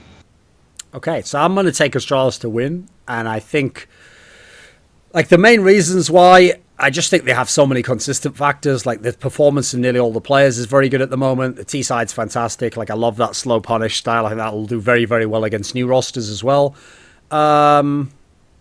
Okay, I'll put it this way. I don't think there's any reason for this tournament, particularly without having seen the other rosters in action, to predict against them. So I think they're the logical pick to win. And then I actually agree with Moses. I'm going to take Fnatic as my dark horse because I do feel like of all the teams, they're the ones that I see who could just come out the gate and just be super fucking good from day one and just win a playoff series they don't deserve to just by, or rather shouldn't, on paper, just by being fantastic. Like maybe they can beat an SK or a Virtus.pro in a playoff series. And then let me think. Okay, actually, one more question before we finish. Here's what we'll do as the last one, because we have to do this as well to fully round out the prediction. Dan, who is the team that you expect to underwhelm the most? Okay, interesting. I think Virtus.pro is always the easiest answer there, to be honest. After getting so deep into the major, I think is that a cop-out answer? No, because some people probably have them winning the tournament, right? Okay, so I'm going to say Virtus.pro then. After the major performance, I think, because that really does, based on what I've said already for my predictions, that I can only really say that as well, to be honest. Okay. Who have you got, Moses? I'm trying to pick between all the North American teams. I think the easy answer is if you're going to go, obviously Optic, but I'll just leave them because that's too easy. I almost want to say Cloud9 because I'm not even entirely sure. Does anyone expect them to do well, though? I think this is a team that, should be... Cloud9 as a team is someone that I feel like should be getting out of groups more often than not, and I just don't even see a world in which they're able to do it. My biggest reason for saying they could be a team, I don't think I'm going to pick them, but I'll just do it anyways, just if I was, is the fact that I think at some point this has got to be the killing blow to say where the fuck is the roster change? When is this going to happen? Look at everything they're missing out on. They just missed out on Status, all the best in-game leaders, so Stewie's still going to be doing that. Maybe he wants to. I feel like this has got to be open season on Optic. If their in-game leader's gone and Mixwell maybe wants to go back and join a team with Lowell1, maybe wants to go back to Europe, is homesick, whatever it might be, open season to just tear that team apart. And Cloud9, if they're not going to make roster changes, they're like the NIP. They're just going to miss out on all these different opportunities. So I feel like this has got to be a killing blow. I feel like this has got to be the event where not getting out of the groups is so underwhelming that they just have to make a roster change.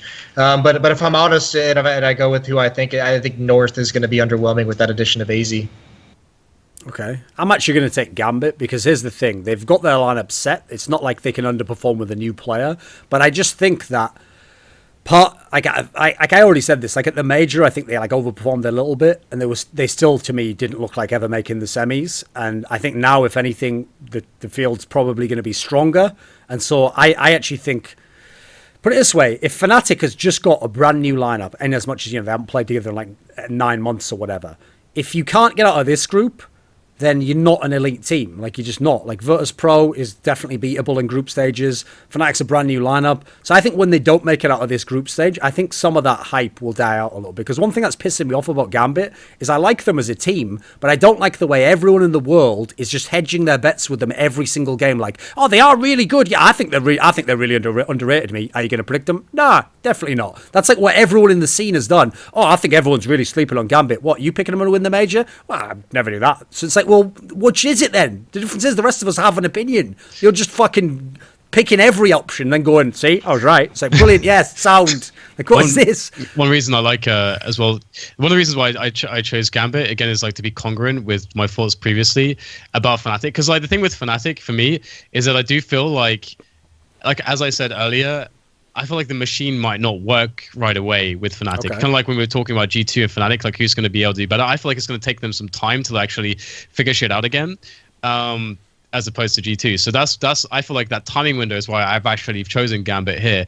If this was a month or two down the line, then I probably would. I'm sure I would likely have chosen Fnatic. So I'm trying to be congruent, but it is scary to ever hedge your bets against Fnatic. That is scary as fuck. I'm quite worried about that because it's Fnatic. They may just fucking make it work straight away. Listen, Dan, you said that about Fnatic an hour and a half ago. No one fucking remembers it. You don't have to be congruent with what you said an hour and a half ago. It's not how this show works. I appreciate the congruency. So I think we're just going to end on that note. We'll just end.